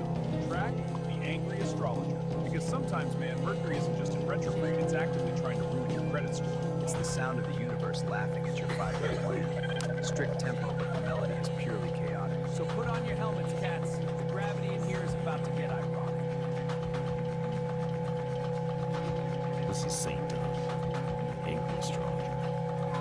Since entry number 001, friction, body, sensation. Entry number 002 should be ego. Let's use one of the massive concepts from the file. The Great Attractor of Irony. The alignment. The Great Attractor of Irony is currently in opposition to Westlake planets, creating a vortex of, are you kidding me? Energy. Every shortcut you take today will result in a long detour. Every attempt to cure it will result in you tripping over your own shoelaces. Metaphorically or literally. The directive. Stop trying to outsmart the universe today. Just announce your incompetence loudly and let the irony flow through you instead of crashing into you. Slide into the groove, put down the bourbon, pick up the rhythms. You tuned in to the frequency of subterranean, where the shadows dance and the true. Well, I think that's too bright. We just got a wide transmission. Heavy, steady, and so on. That's right. The angry astrologer is in the building. Man, the vibes are discordant. Tonight, we're vibrating on episode 2.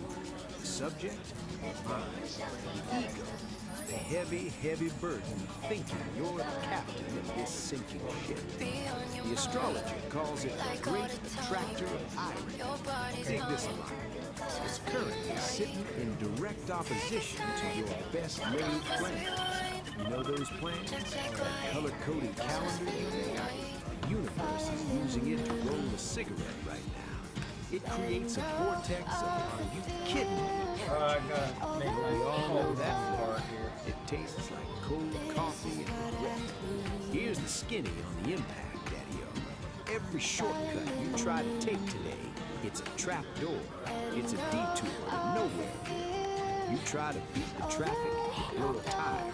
You try to look cool in front of that hep cat at the bar, you're gonna trip over your own shoelaces. Metaphorically, spiritually, maybe even literally.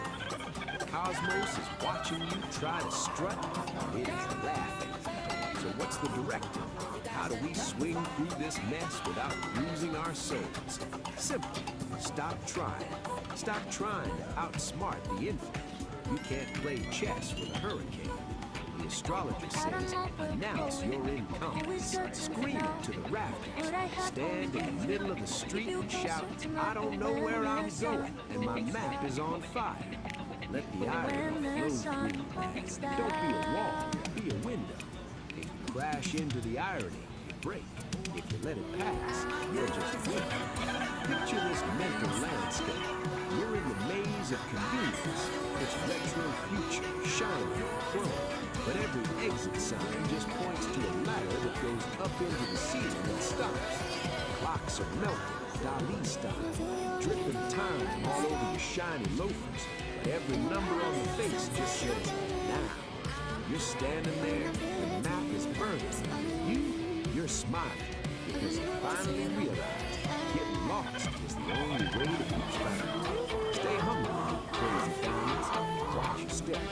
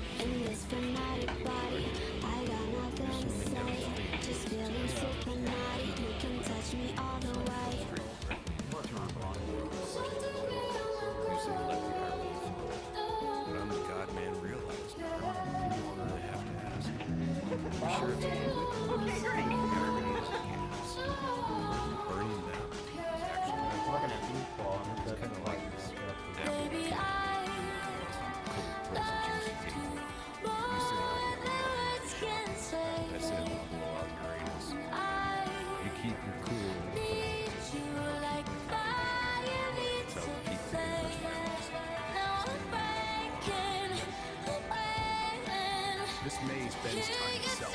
I must find the true exit.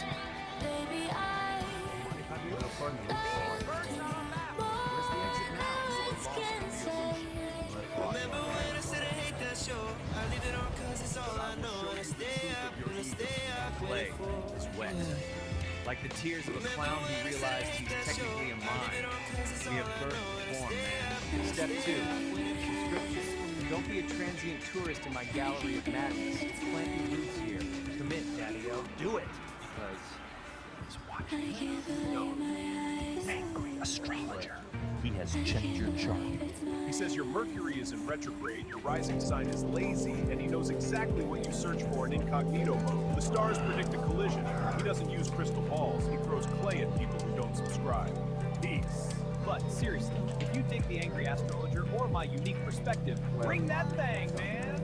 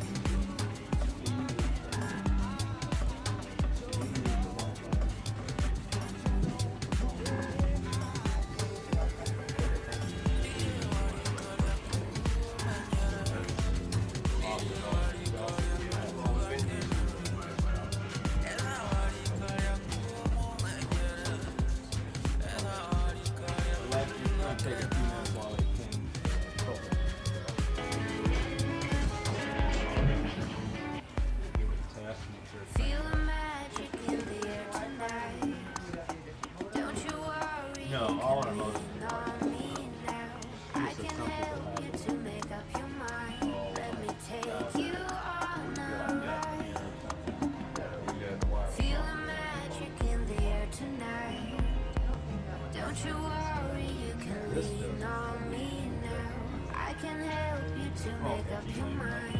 Let me take you off without your lifeline. Don't stop, gotta get it going. Keep it moving, won't stop. Rhythm overflowing. Don't stop, gotta get it going. Keep it moving, won't stop. Rhythm overflowing. Don't stop.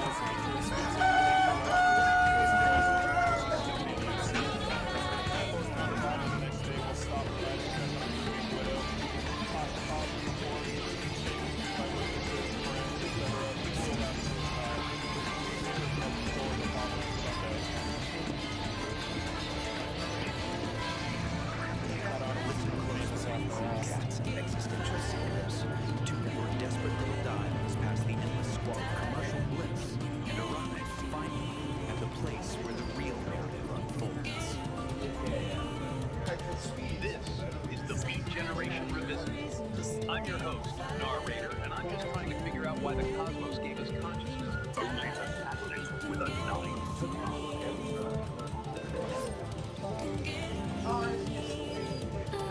Tonight, we peel back the thin, fragile membrane of civility to observe a species unlike any other. The Homo Freakian. One who is human, yes, but oddly different. We follow the frantic, futile movements of two such specimens. Saint Don Domenico and his supremely unbelievably competent wife, Peace the What you are about to hear is not a tale of towering mountains or the deep, silent ocean. This is an exploration into the most private, most agonizing theater of human condition. The call of the wild stomach. The existential threat posed by a simple, broken piece of porcelain. The latest chapter in their pitiful, beautiful struggle is known simply as the Homo Freakian world nature calls. We witness St. Don, a man of profound patience, suddenly transformed into a clenched cheek. His journey to the outhouse becomes a treacherous, soul-testing odyssey, fraught with catastrophic miscalculations, the trauma of chili-induced horror, and, dare I whisper it, sharp, biblical proportions. These are apocalyptic fire hose filled with gravy being emptied into a metal bucket.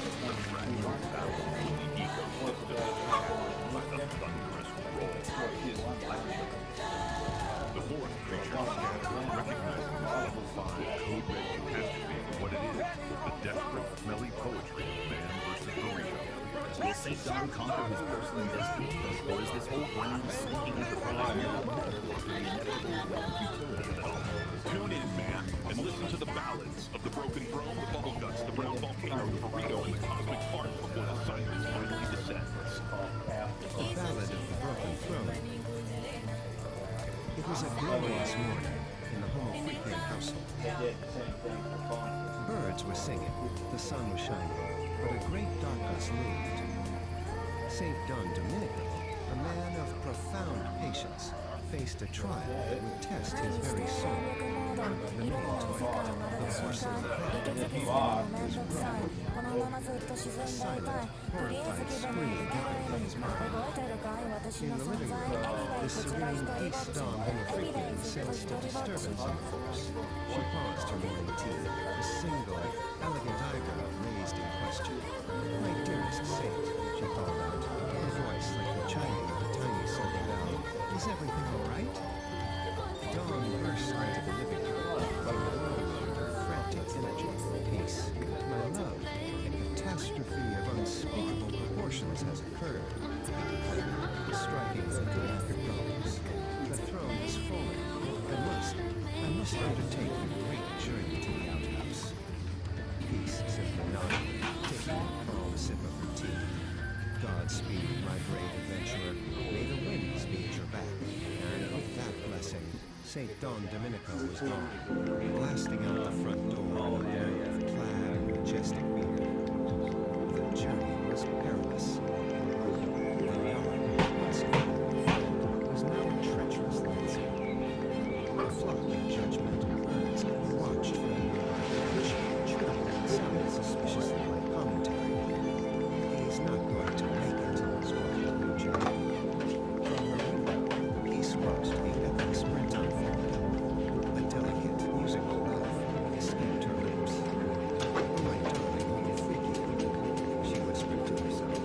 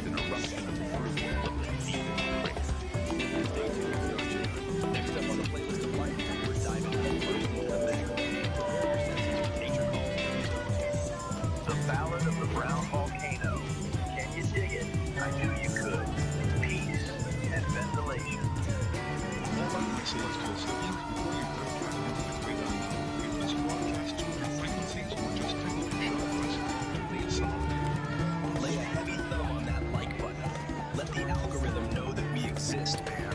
It's the digital applause of the soul. And if you want to keep riding this caravan of curiosity, subscribe.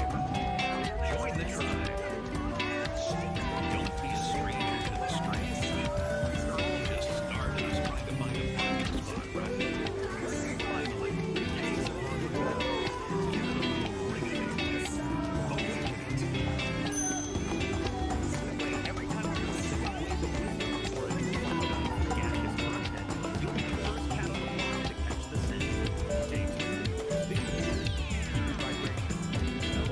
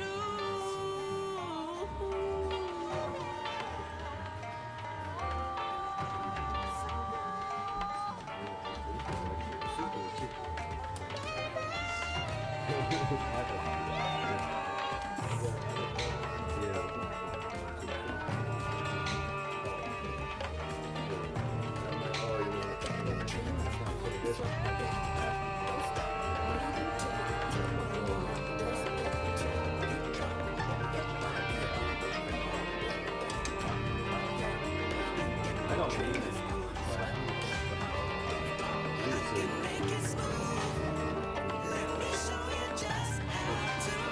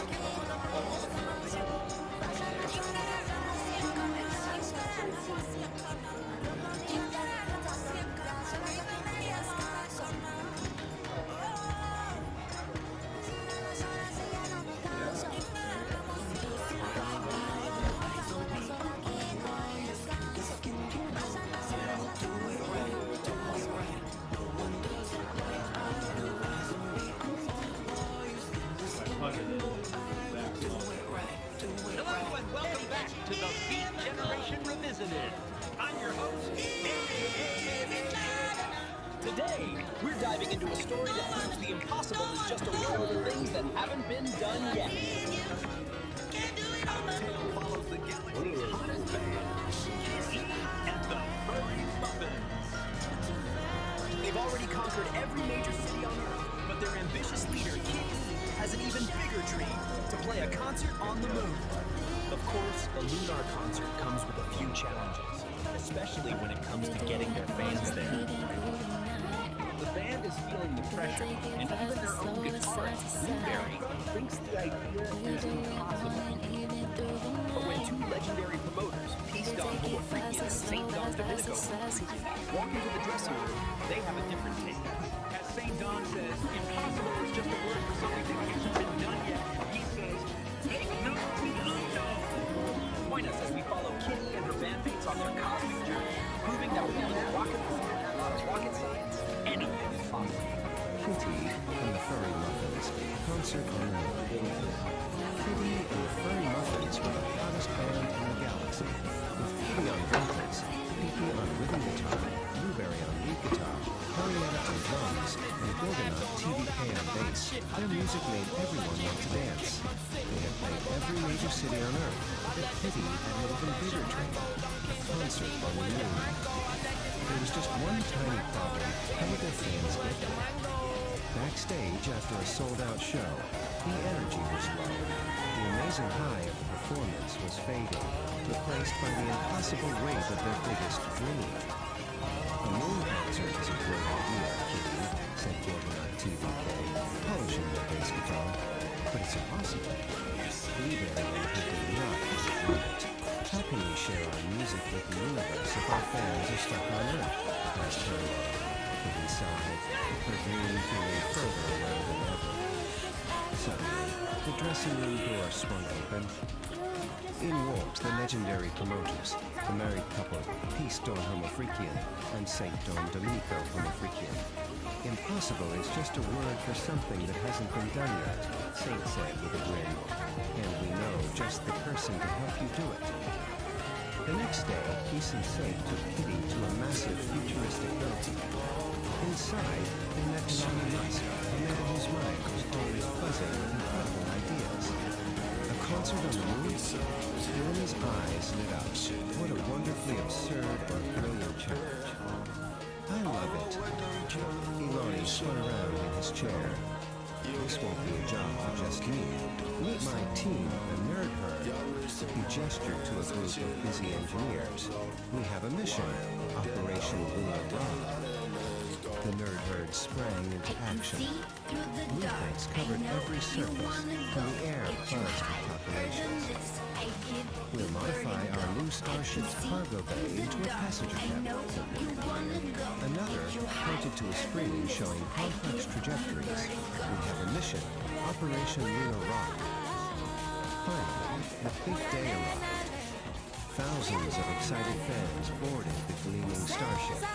Inside, Kitty and Henrietta looked out the window, waving to the crowd on the ground as the powerful engines began to rumble. Next stop, the moon. Kitty cheered.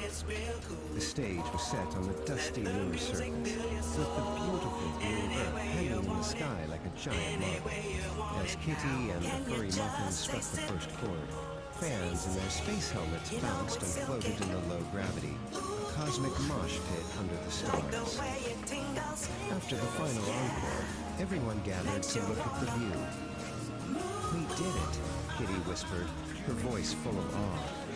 Eleni stood with his team. This proves that with a little rock and roll and a lot of rocket science, he said with a smile, anything is possible. Oh, the end! The Space Cats did it, man! Kitty and the Furry Muffins hit the moon, making a cosmic scene with Earth hanging like a blue marble.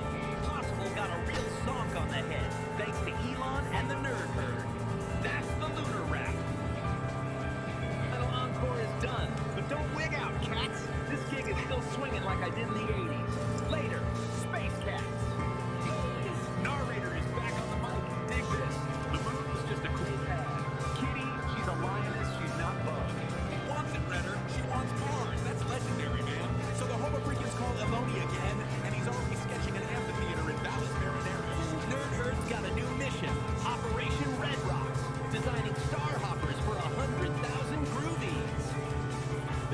down the heavy cosmic fast line. The fleet is ready. Get ready, Earth! Get ready, Mars! Because this gig is wild, and the word is out. Next stop is Uranus. Dig the cosmic dust, man. It's time to weigh it. Hey there, Cosmic Cats. Before you cut out, do me a solid. You dug the scene, right? You caught the groove, so let the universe know. Give that thumbs up a big old like, man. Don't be a square. Hit that subscribe button like it's the launch button for a star hopper. And listen, that little hotel bell icon, that's the R-ing ER, man. Ring that bell so you don't miss the next blast off. We got Kitty, we got Mars, we got Uranus. Yeah, it's gonna be a scene. Don't get left behind on this terrestrial gig. Catch you on the next orbit for Kitty and the Furry Muffins.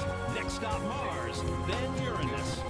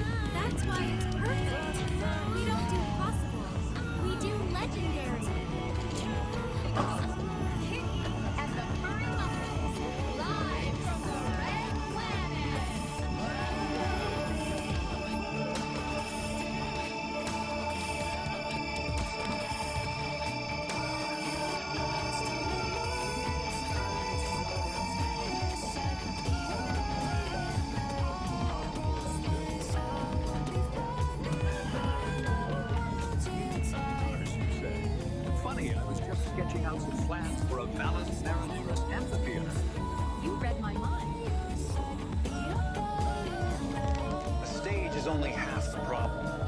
We need to get the fans there. And Mars isn't a weekend trip. What's the status of the interplanetary transport system?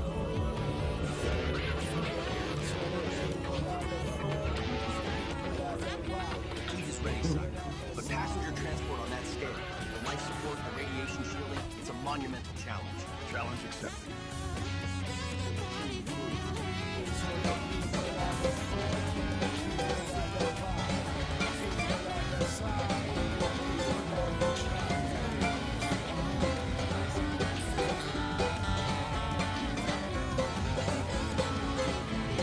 Standing by the road with the wind at my back, I thought that I never would see the day when that train came running down the track, bringing you to see me.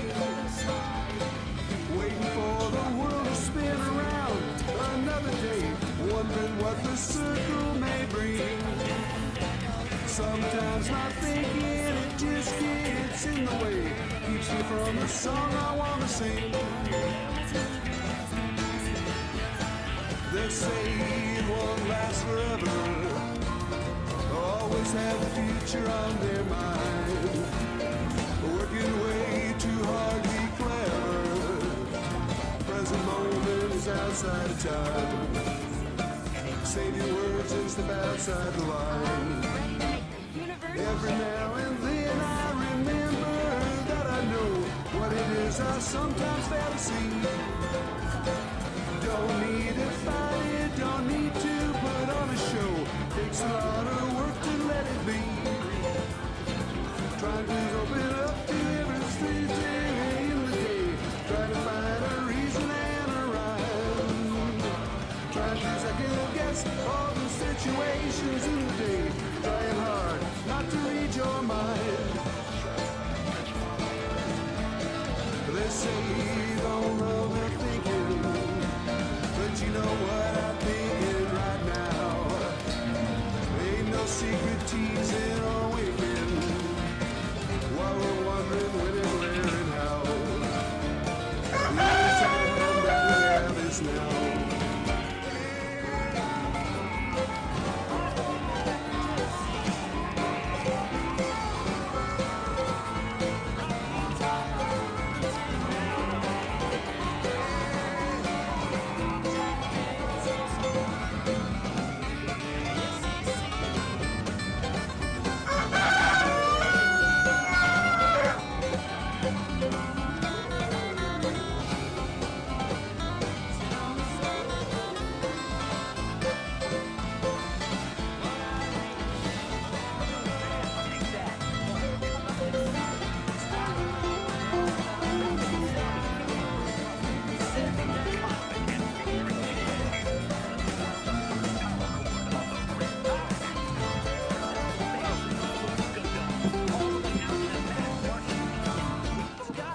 standing by the road with the wind at my back. I thought that I never would see the day when that train came running down the track, bringing you to see me, waiting for the world to spin around another day, wondering what the circle may bring. Sometimes my thinking, it just gets in the way, keeps me from the song I want to sing. Let's say it won't last forever, always have the future on their mind, working way too hard to be clever. The present moment is outside of time. Save your words and step outside the line.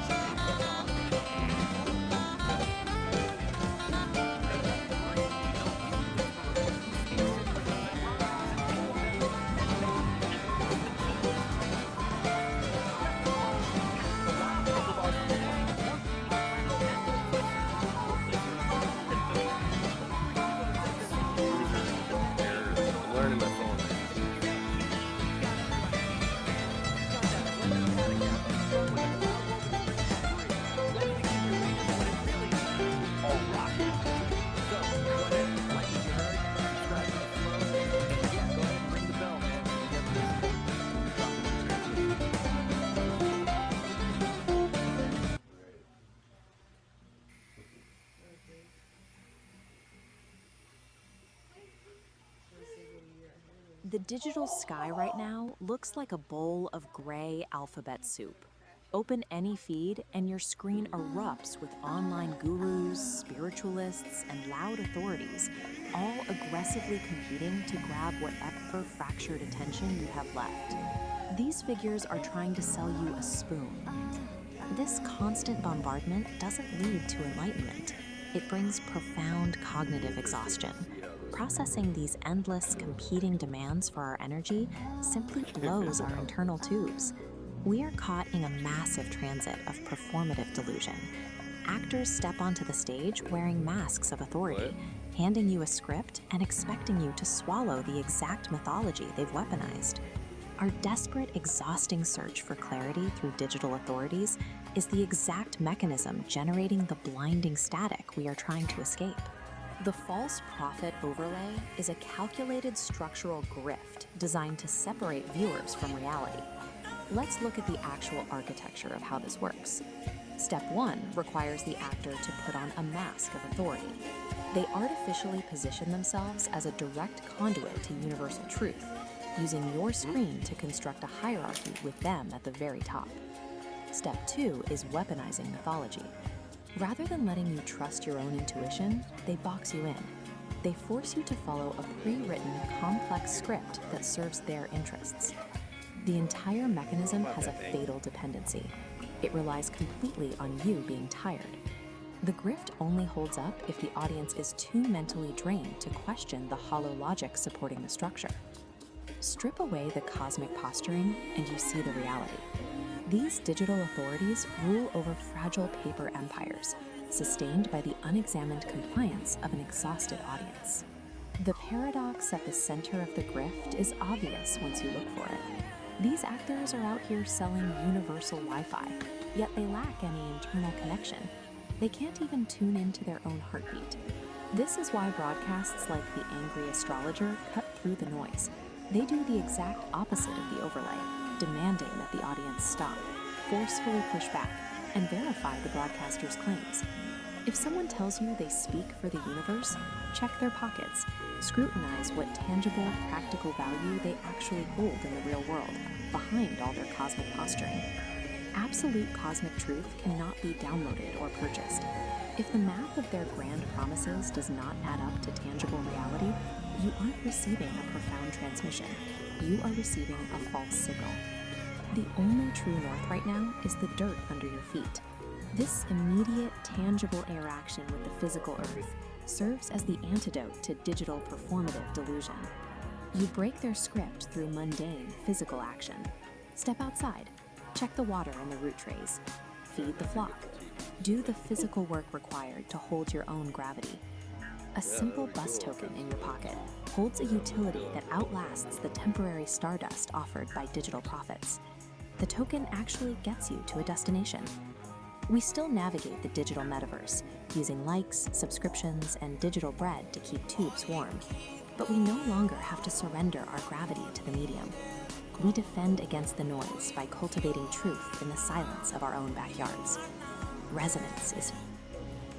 Alright, so today we're doing something a little different. Forget your usual research papers, forget the news articles. We are diving headfirst into something way, way stranger. What we're looking at is basically a piece of modern performance art that comes straight from the digital underground. It's a YouTube storytime video, but it's told like rhythmic poetry, and it's called The Ballad of the Brown Volcano. And right from the jump, this thing just throws you into the deep end with two simple words. That's it. Stinky and holy. I mean, talk about a contradiction, right? It's so jarring, but it's also kind of perfect. It immediately sets the stage for everything that follows. You just know you're in for a story that's trying to find something profound, maybe even something spiritual in, well, the most profane places you can imagine. So, this is how we meet our narrator, our guide through this whole mess. And we realize right away, this guy isn't just telling a story. No, he's a character. He's got this whole cool counterculture beatnik vibe going on. He uses all this stylized language that turns what should be a simple story into a full-on performance. He's not just talking at you, you know? He's inviting you in, telling you to slide your chairs in close and tune your frequencies. It's all about the vibe. And check this out. The narrator actually gives us the main theme right at the start. He calls it sensory dissonance. So he's basically telling us, hey, this isn't just some random chaotic story I'm telling you. No, it's all about framing two totally opposite experiences, two completely different vibes that are clashing in the exact same time and place. And honestly, this one idea, sensory dissonance, is the key to understanding the entire painting. So, you're probably asking, how exactly does this whole sensory dissonance thing actually play out? Well, it all starts with our two main characters, a woman named Peace and a guy called St. Dawn. And you see their morning routines, which could not be more different. On one hand, you've got pure, total tranquility. And on the other, well, let's just say it's the ominous start of some serious internal turmoil. And this slide just lays it all out so perfectly. It's that clash, right there in black and white. For Peace, everything is serene. She's got her coffee, a smile, the world is good. But for St. Dawn, his body is basically staging a full-scale rebellion. The video really paints these two pictures side by side, just to hammer home that feeling of dissonance. You've got one person in a total state of zen, and the other is literally on the verge of a biological catastrophe. So let's just zoom in on Peace for a second. The narrator really takes his time here, painting this incredibly idyllic picture of her morning. You know, she's in her favorite clothes, the birds are singing, it's all sunshine and coffee. But this isn't just filler, right? It's super important. It's the calm, peaceful before picture that's about to get completely shattered by the chaotic after. And then, boom, here's the contrast. While Peace is just vibing with the sounds of nature, Dawn is tuned into a whole other frequency. And the narrator makes it clear, this isn't just a tummy ache. No, it's framed as something way bigger, something ancient and powerful. He calls it a low, ominous gurgle from the depths of his holy bowels. This, right here, is the inciting incident. It's the first tremor before the volcano erupts. And this is it, folks, the main event. But the video doesn't just tell you what happens. Oh no, it dissects it. It gives us the slow motion, step-by-step, almost scientific breakdown of a total and complete domestic disaster. The real genius here is the escalation, how it builds. It all starts with a sound. A app so powerful it's called a sonic boom that actually rattles the coffee. Then we get the point of no return, the miscalculation, a hopeful squeak that goes wrong. That leads to the hilarious, desperate image of the frantic waddle. And it all culminates in these apocalyptic sounds from behind a closed door. We don't see it, but man, we definitely hear it. And this line right here, it was a catastrophic miscalculation. This is the absolute turning point. The narrator nails the exact moment St. Dawn knows he's lost all control. He decided to risk what he thought would be a small, controlled release. And that's where it all goes horribly wrong.